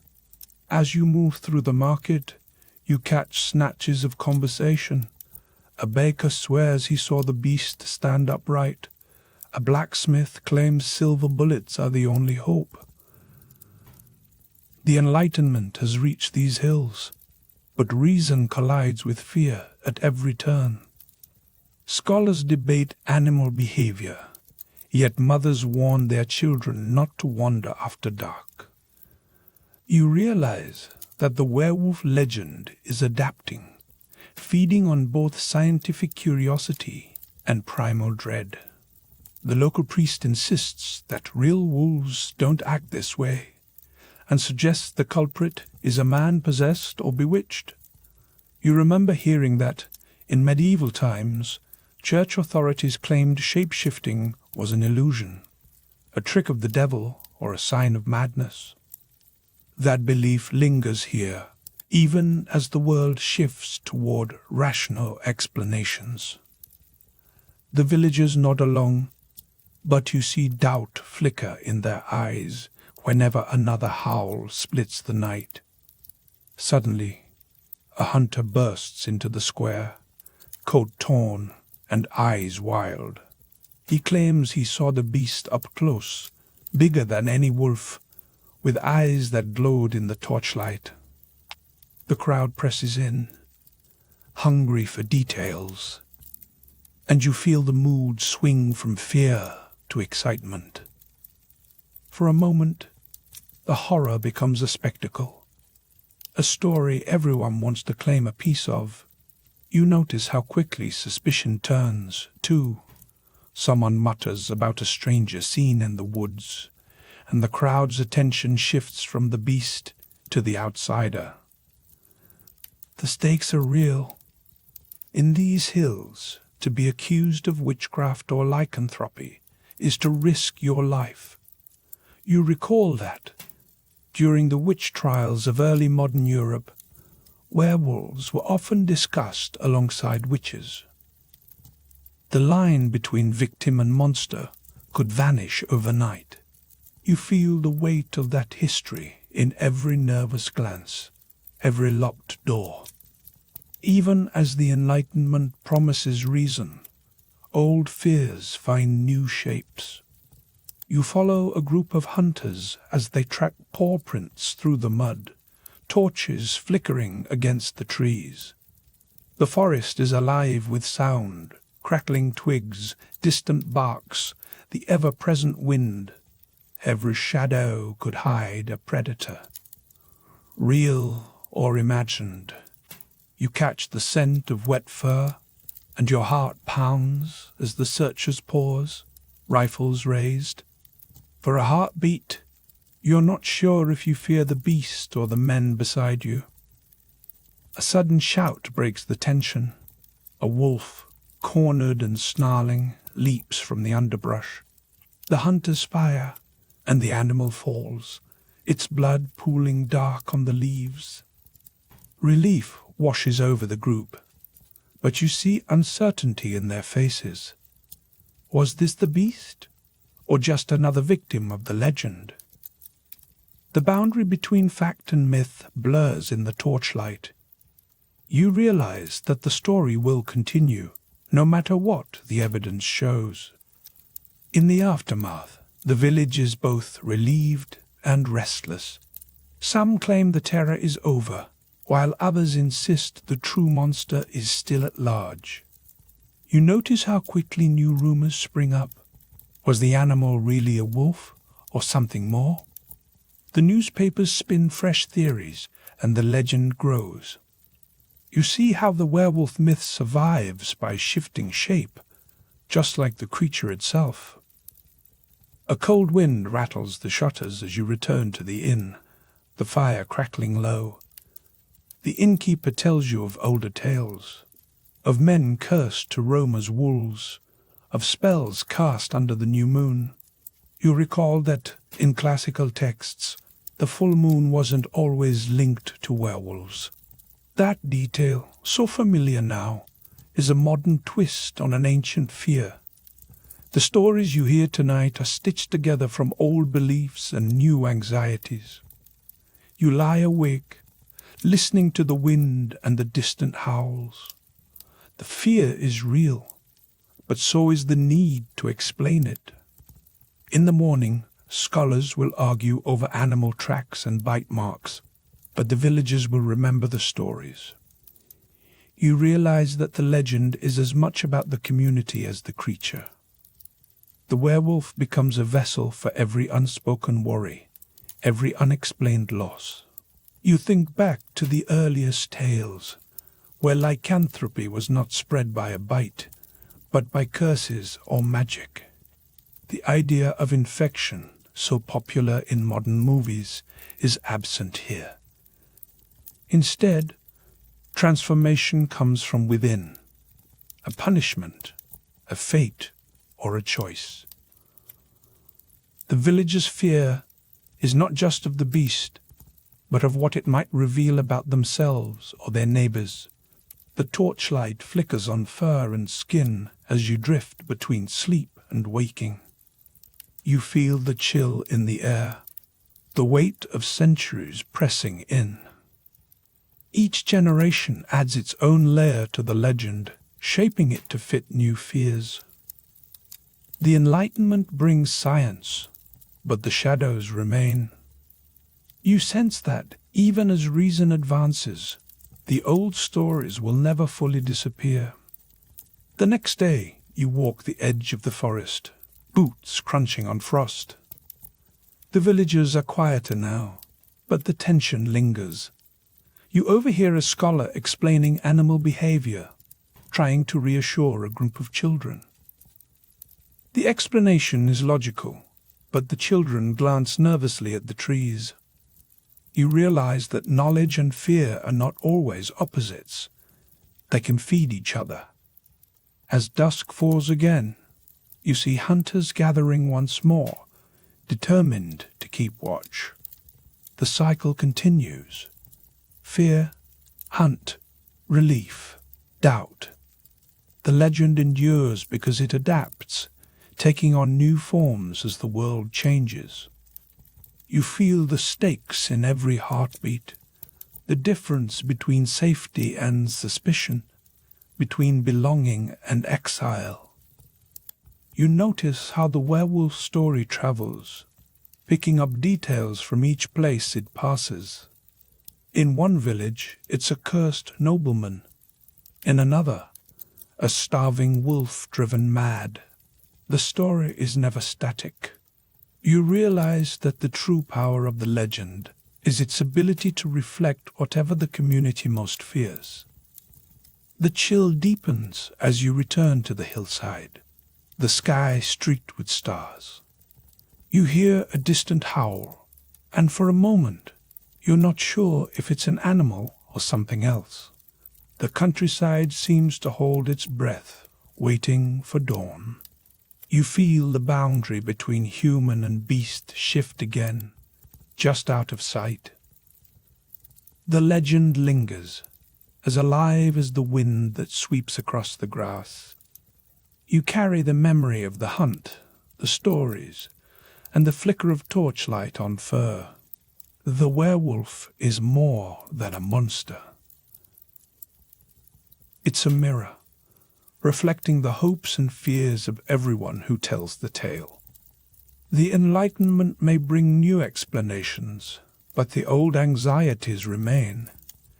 You sense that the legend will keep evolving, always just ahead of reason. As you leave the village behind, the air grows warmer and the scent of wood smoke changes. You realize that the journey isn't over. The story is still unfolding. The next chapter waits, just beyond the horizon, where new lands and new legends beckon. You find yourself crouched beside a low fire, its smoke curling into the night air heavy with foreign spices, as distant drums echo through the darkness, and the faces around you are strangers and kin alike. The campfire's glow flickers across animal hides and painted faces, and every so often, the sharp tang of something burning, resin or dried herbs, catches in your throat. Here, on the edge of the Eurasian steppe, the stories shift.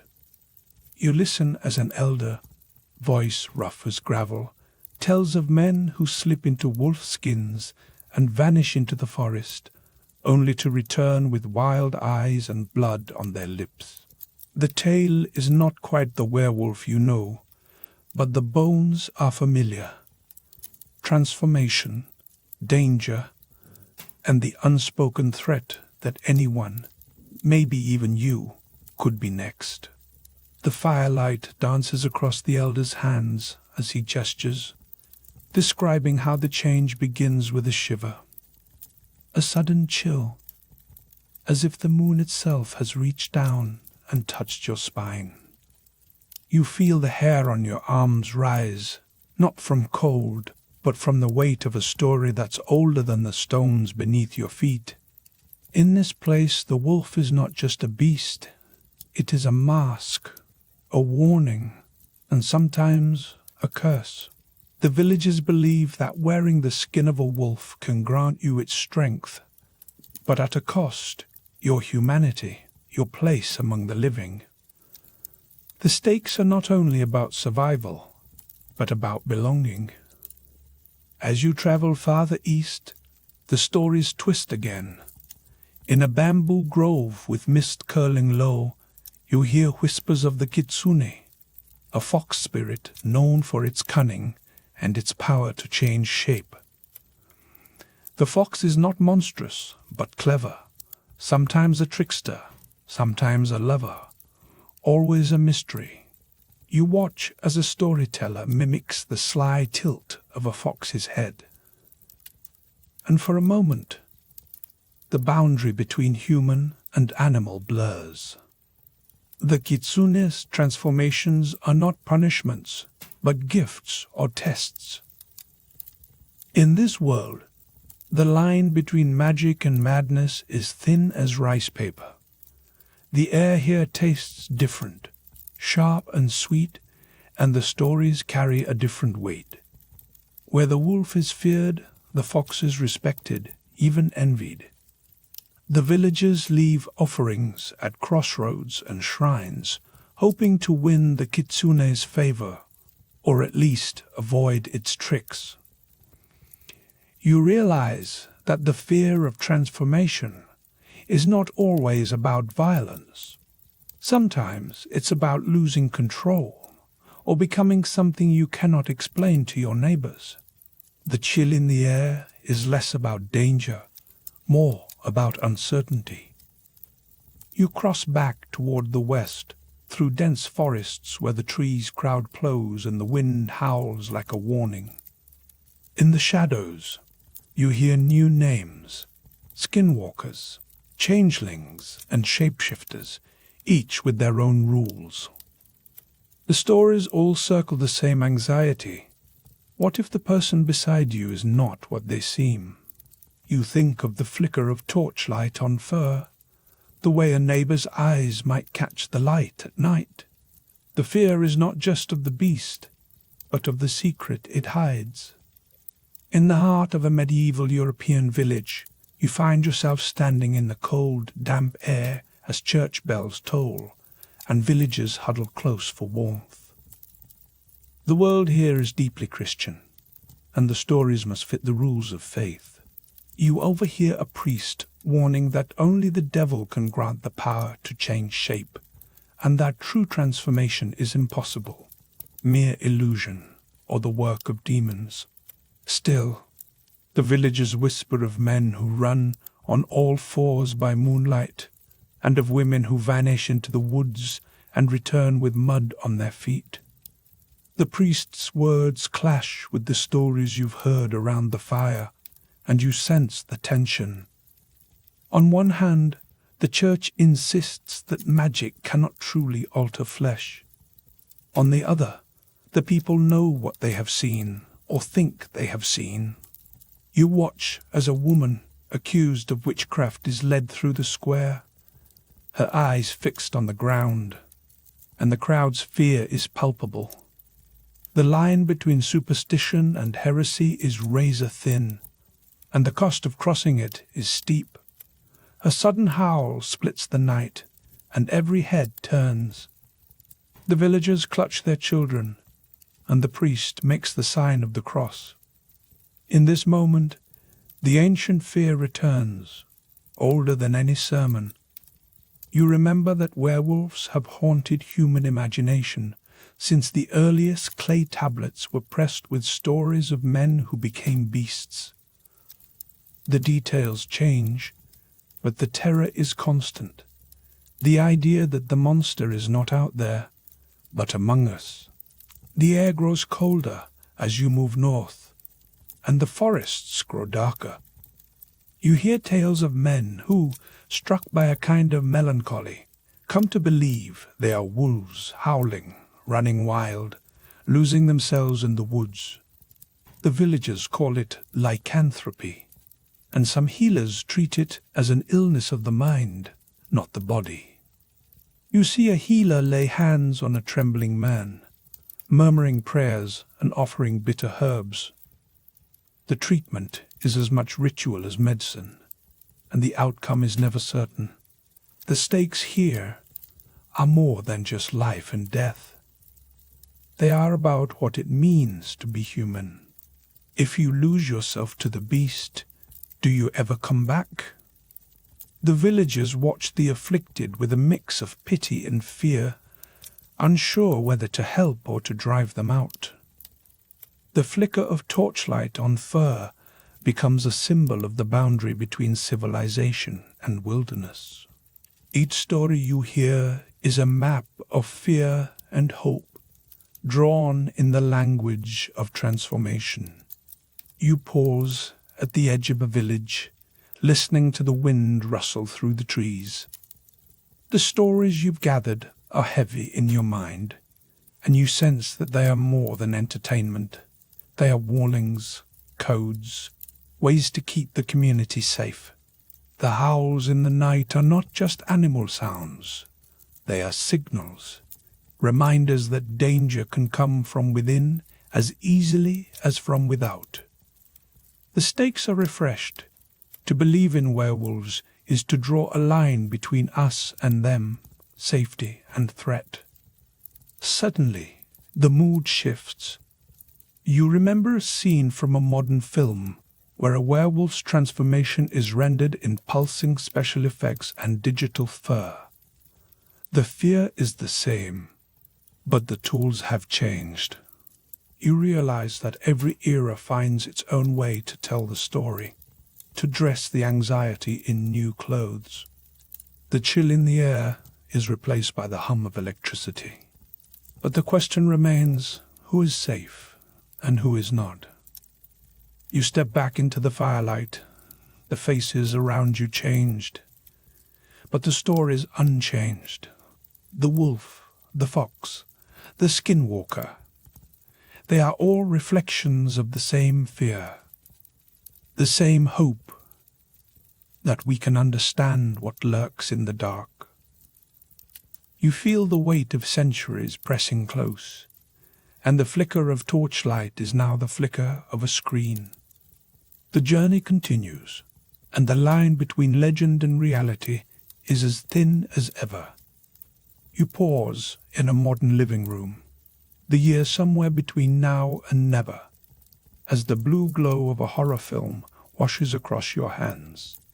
The hero on screen is sweating, clutching a bitten arm, eyes darting to the window where a full moon hangs, fat and bright. You expect the transformation to come with the next howl, the rules as familiar as your own heartbeat. Yet, if you step back in time, far back, to the edge of an ancient forest or the smoky warmth of a village hearth, those rules dissolve. The bite, the infection, the lunar curse, these are not the laws that shaped the first werewolves. Imagine yourself crouched beside a fire, the night thick with the scent of damp earth and wood smoke, stories curling through the air like mist. The elders speak of men who become wolves, but not because they were bitten. In the oldest tales, transformation is a punishment, a fate handed down by gods or spirits, not a disease you catch by accident. The idea of lycanthropy as infection simply does not exist here. Instead, it's a curse, a mark of shame or divine justice, and the fear it stirs is heavier than any medical diagnosis. You lean in, the flames flickering on the faces around you, each one caught between awe and dread. The story shifts to a man who broke a sacred law. Perhaps he tasted human flesh, an act so taboo it unravels the boundary between man and beast. In Greek myth you hear, this was the fate of King Lycaon, transformed into a wolf for serving human flesh to the gods.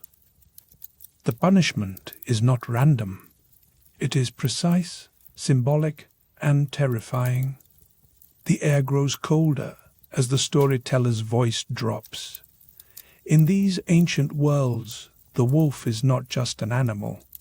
It is a mirror, reflecting the darkest parts of the human soul. You feel the weight of the story settle on your shoulders, the sense that anyone could fall if they stray too far from the path. The chill in the air is not just from the night, but from the knowledge that transformation comes from within. Now, let your mind leap forward, centuries at a time, through the tangled woods of Europe. You pass medieval courts where accusations of witchcraft and shape shifting swirl together, indistinguishable in the torchlit gloom. The full moon is just a distant shape in the sky, not yet the trigger for monstrous change. In the records of these trials, the moon is a silent witness, not an active force. The real terror is social. To be accused is to be marked, hunted, and perhaps destroyed. You find yourself in a crowded hall, the air thick with whispers and suspicion. A woman stands accused, her neighbors swearing they saw her running with wolves. There is no talk of bites, no mention of lunar cycles. Instead, the concern is her soul, her allegiance, and the possibility that evil dwells among the familiar. The flicker of torchlight on her skin makes you shiver. The stakes are clear. Belief in werewolves can mean the difference between safety and persecution. Every so often, someone in the crowd mutters about madness. In the ancient world, lycanthropy was not just a myth, it could be a diagnosis. Physicians and philosophers debated whether a person could be so consumed by animal urges that they behaved like a wolf, even without fur or fangs. The line between folklore and medicine blurs, and you realize that fear is a powerful contagion all its own. Step outside into the hush of the forest. The trees are tall, their branches tangled against the sky that could be any century. Somewhere, a howl splits the silence, and your heart stutters. The motif is always the same, something wild lurking just beyond the edge of the firelight. Yet, the rules keep shifting, shaped by each culture's anxieties and hopes. You hear a new story, this time from the far north, where the cold bites deeper than any wolf. Here, shapeshifters are not always evil. Sometimes they are protectors, guardians who wear the skin of the beast to defend their people. The boundary between curse and blessing is thin, and you sense how fluid these legends can be. A single detail, a pelt, a ritual, a whispered name can change everything. Back in the warmth of your living room, the film's hero staggers under a silver moon, the bite on his arm throbbing. It's a scene you've seen 100 times, but now you notice what's missing. The infection, the moon, the inevitability. These are modern inventions, layered on top of much older fears. The real story is messier, more human, and far less predictable. Pause the movie in your mind. Imagine explaining to someone from the ancient world that a wolf bite could make you a monster. They would laugh, or perhaps look at you with pity, as if you'd misunderstood the point entirely. For them, the danger is not in the teeth, but in the choices a person makes, the lines they cross, the laws they break. The transformation is a warning, not a symptom. Yet, as you trace the path of these stories, you see how they persist, even when authorities try to stamp them out. Christian leaders, faced with a population who still believed in wolves among them, issued edicts and sermons. They insisted that such things were superstition, the work of the devil, or the product of a sick mind. But the stories refused to die. They slipped through the cracks, surviving in whispers, in secret gatherings, in the uneasy glances exchanged on dark roads. You notice how each era adds a new layer. The ancient curse becomes the medieval accusation. Then, the early modern diagnosis. The wolf shifts from symbol to scapegoat, and back again. The flicker of torchlight on fur becomes the flicker of film on skin. Each retelling is a reflection of what people fear most at that moment.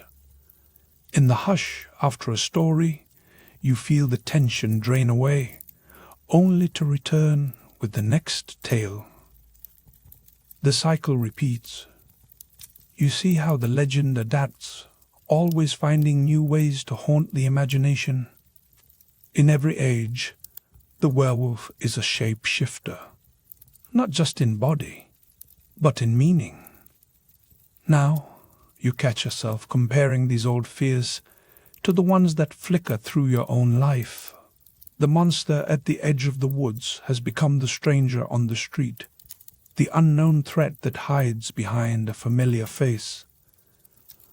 The rules may change, but the feeling, chill in the air, skin prickling with dread, remains the same. The stakes are as real now as they were then. To be labeled other is to risk everything. You realize that the werewolf is not just a creature of myth, but a mirror for society's anxieties. The stories reveal more about the people who tell them than about any real beast. Each transformation, each accusation, is a way to draw boundaries, to say who belongs and who does not. The fire dies down, the night grows quiet, but you are left with questions that echo like distant howls. What if the real danger is not the wolf, but the fear that drives people to hunt each other? The answer is never simple, and the legend endures because it refuses to be pinned down. You feel the weight of centuries pressing in, the sense that you have walked through every shadow and stood at every crossroads. The werewolf, in all its forms, is still with you, in stories, in fears, in the flicker of light on a dark night. The journey is not over. You settle into a plush theatre seat as the lights dim, ready for the next transformation. You find yourself in a velvet-draped theatre in the late Enlightenment, the air thick with anticipation and the faint scent of candle wax. The crowd around you murmurs, their faces flickering in the glow as a figure on the stage, half man, half wolf, emerges from the shadows. This time, the creature's eyes are wide with fear, not rage, and the villagers' torches seem more threatening than the beast's fangs. The story unfolding is not the old chase through the woods, but something more complicated. You lean forward, surprised to feel your sympathy shifting, rooting for the hunted rather than the hunters.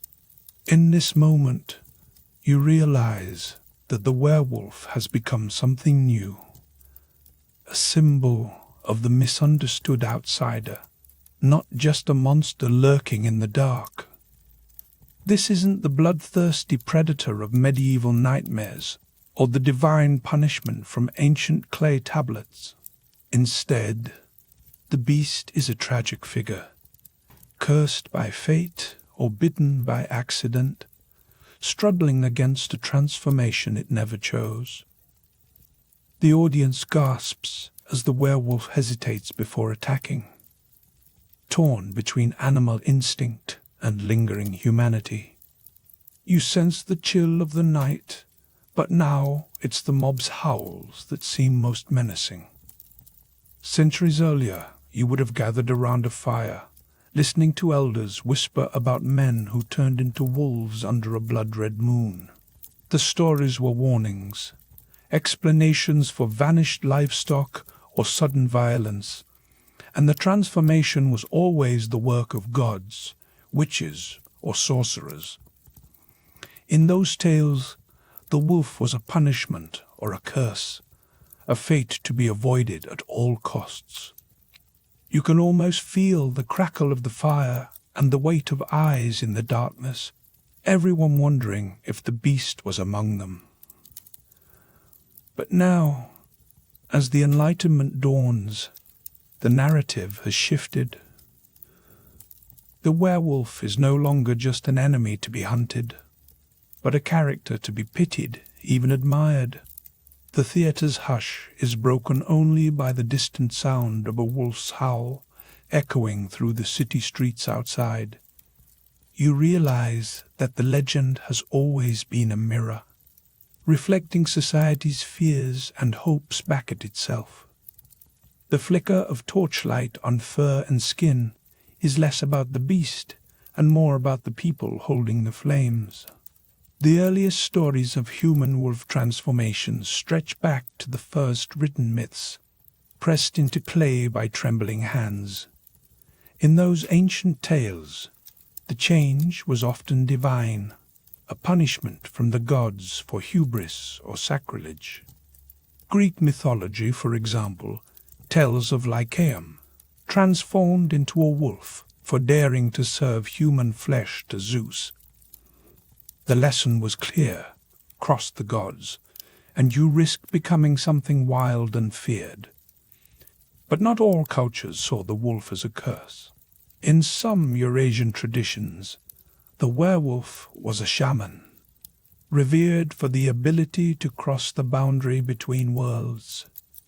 The transformation was a gift, not a punishment, and the howl in the night was a call to wisdom rather than a warning. You picture yourself in a smoky hut, the scent of herbs thick in the air, as a storyteller describes the shaman's journey through the spirit realm, fur bristling with power. The stakes were always high. Belief in werewolves could mean the difference between safety and persecution, between belonging and exile. In medieval courts, an accusation of lycanthropy could lead to torture or execution. The line between myth and reality blurred by fear. You imagine the cold stone floor beneath your feet, the flicker of torches on anxious faces, the hush before a verdict is spoken.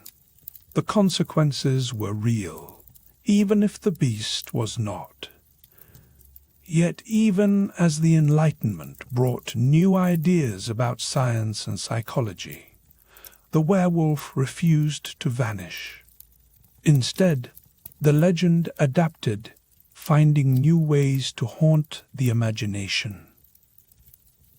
Doctors and philosophers debated whether lycanthropy was a disease of the mind or a supernatural affliction.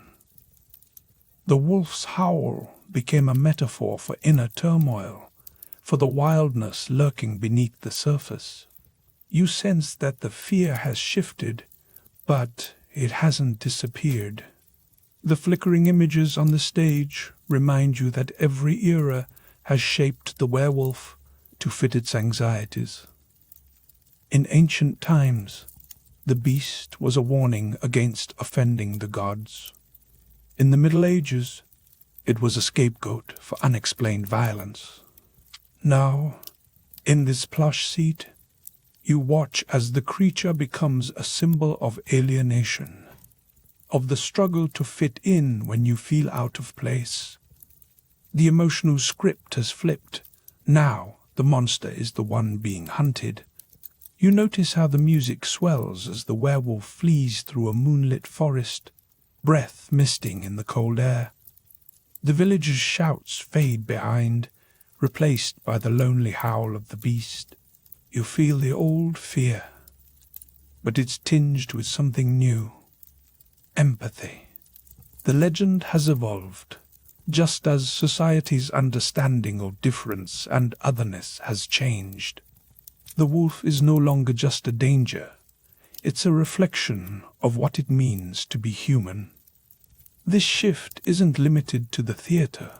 You see echoes of it in stories told around modern campfires, in the way children dress as werewolves for festivals, in the sympathetic monsters of pop culture. The boundaries between myth and reality blur, and the werewolf story becomes a way to talk about transformation, acceptance, and fear.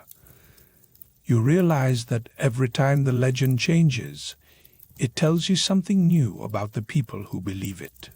The stakes remain: who gets to belong and who becomes the outsider. The air in the theater feels electric, charged with centuries of stories and shifting meanings. You realize that the werewolf's journey is your own, a path through darkness and misunderstanding towards something like acceptance. The flicker of torchlight on fur and skin is no longer just a warning. It's an invitation to see the world through different eyes. The legend is alive, and it's still changing. As the credits roll, You glance around at the audience, their faces thoughtful and a little haunted. You know that tomorrow someone will retell the story, adding their own twist, their own fears and hopes. The werewolf will shift again, becoming whatever the world needs it to be. You step out into the night, the cold air sharp against your skin, and hear a distant howl. The line between legend and reality feels thin. The journey isn't over. Every generation retells the story, reshaping the beast to fit new fears and new dreams. The werewolf is always just ahead, running through the shadows, waiting to be found. You pause at the edge of the theater's light, the city beyond, as mysterious as any ancient forest.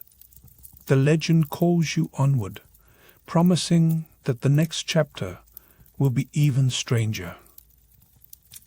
As a figure on the stage, half man, half wolf, emerges from the shadows. You stand at the edge of a moonlit forest in the late Middle Ages, a chill crawling up your arms as the wind stirs the trees, and the distant howl of a wolf echoes across the valley. The villagers behind you have retreated to their huts, doors barred, leaving you alone with the night and the weight of stories that have outlived generations. Here, at the tangled border of civilization and wilderness, the line between human and beast feels thin enough to slip through. The air is sharp, with the scent of damp earth and wood smoke, and every shadow seems to twitch with possibility. You listen, alert, as if the next howl might not come from a wolf at all, but from someone you once knew. In this flickering darkness, the tales of werewolves are more than just campfire entertainment. They are warnings, explanations, and sometimes accusations. You remember how, in the ancient world, people told of men who could become wolves, not through magic, but through a kind of madness. Marcellus, a Roman chronicler, once described lycanthropy as a form of melancholy so deep that a person believed himself to be a wolf, prowling graveyards and forests by night. It's not the transformation of flesh that terrifies, but the transformation of the mind. The real fear lies in the possibility that anyone, your neighbor, your friend, even you, could lose themselves to the wild. As you walk deeper into the trees, the stories shift and shimmer like moonlight on water. Long before the word werewolf existed, clay tablets from ancient Mesopotamia told of men who wandered the wilds, cursed to run with wolves. The details change. Sometimes it's a punishment from the gods, sometimes a blessing, sometimes a disease. But always, the werewolf marks the edge of what society can accept. You can almost hear the whispered debates. Is the beast within us, or something that hunts from without? The stakes are real. In many villages, to be accused of lycanthropy is to be marked for exile, or worse. You recall stories of trials held in smoky halls, where trembling witnesses swear they saw a neighbor's eyes glow in the firelight, or found strange tracks at the edge of a field. The accused might protest, but fear is a powerful judge. The line between fact and legend blurs in the torchlit gloom, and the fate of the outcast is sealed by the crowd's hunger for certainty. You pause, feeling the weight of those old judgments. The fear of the werewolf is never just about the wolf. It's about the danger of being labeled as other. In the medieval courts, Christian authorities insisted that true shape-shifting was impossible, a trick of the devil or a delusion of the mind. Yet outside, in the villages and forests, belief in werewolves persisted, stubborn as moss on stone. The world splits in two, official doctrine on one side, lived experience on the other. This tension is everywhere. You see it in the way people clutch amulets or whisper prayers when the moon is full. You hear it in the stories told by the fire, where every strange noise in the night becomes a sign, every unexplained death a possible curse. The werewolf is a scapegoat, a vessel for all the fears that can't be named. And yet, there's a strange comfort in the ritual of storytelling. Naming the beast gives it shape, makes it manageable, even if only for a moment. Sometimes the stories take a sharp turn. In one village, a healer is accused not of becoming a wolf, but of sending wolves to do her bidding. Suddenly, the boundaries of the myth expand. The werewolf is no longer just a solitary figure, but part of a network of suspicion and blame. You realize that the legend adapts to fit the needs of the moment, morphing as society's anxieties shift. A cold gust rustles the branches overhead. You shiver, not just from the chill, but from the memory of how quickly fear can spread. In times of famine or plague, the accusations multiply. A single howl at night can spark a wave of panic as neighbors turn on each other, desperate for someone to blame. The werewolf becomes a symbol of the unknown, a way to explain the unexplainable. But the myth is not all darkness. In some tales, the wolf is a protector, a guide through the wilderness. You remember hearing of shamans who wore wolf skins, believing they could draw on the animal's strength and cunning. Here, the boundary between human and beast is not a curse, but a gift. The same story that inspires fear can also offer hope. A reminder that the wild has its own wisdom. You step over a fallen branch, the crunch loud in the silence. The moon is high now, painting the clearing in silver and shadow. You think of how, even as Christian authorities tried to stamp out belief in werewolves, the old stories refused to die. They survived in whispers, in secret rituals, in the quiet terror of the night. The legend endures because it answers a question that never goes away. What happens when someone crosses the line that keeps us safe? It's easy to see echoes of these fears in the modern world. Maybe you felt it. The unease when someone doesn't fit in. The urge to explain away difference as danger.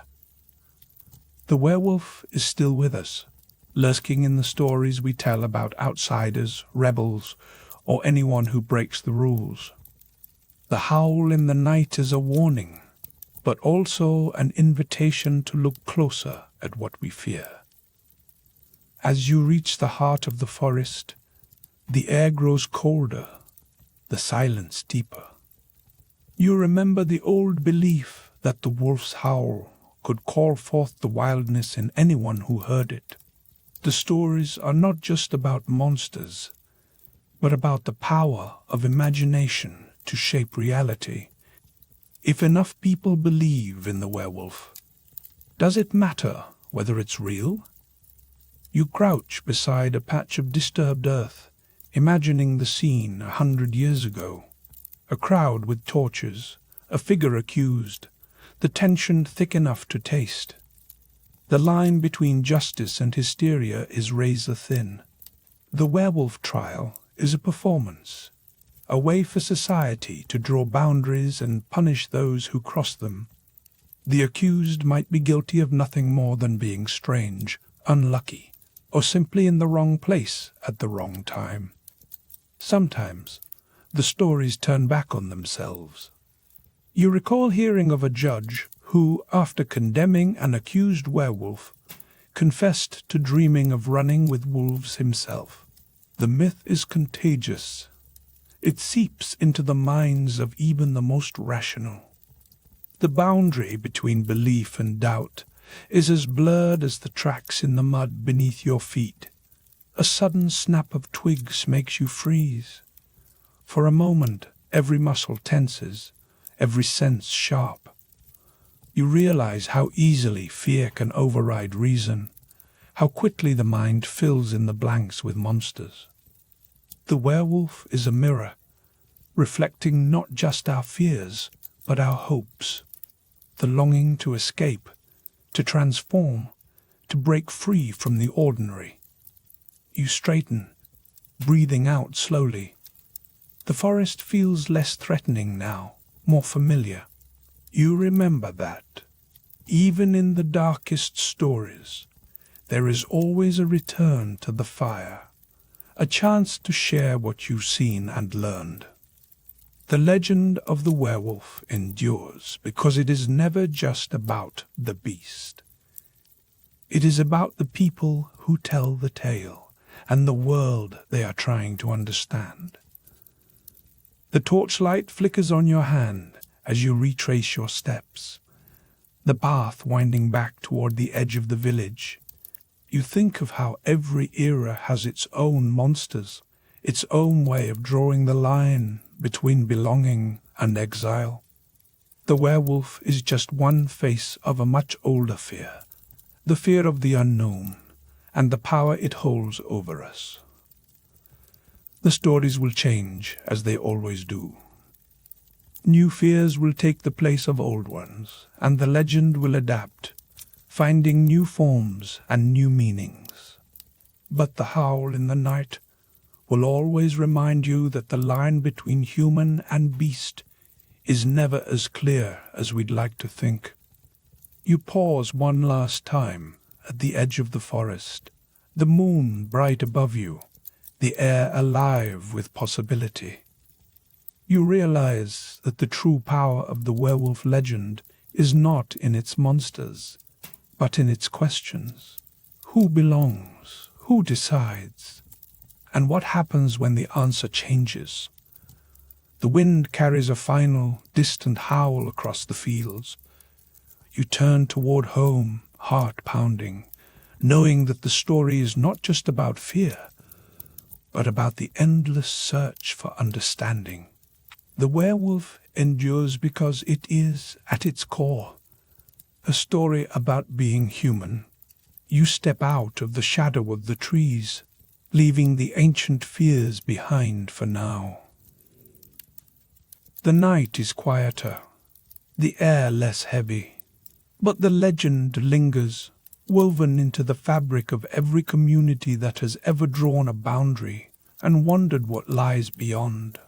The journey through werewolf lore is complete, but the questions it raises will echo as long as there are stories to tell.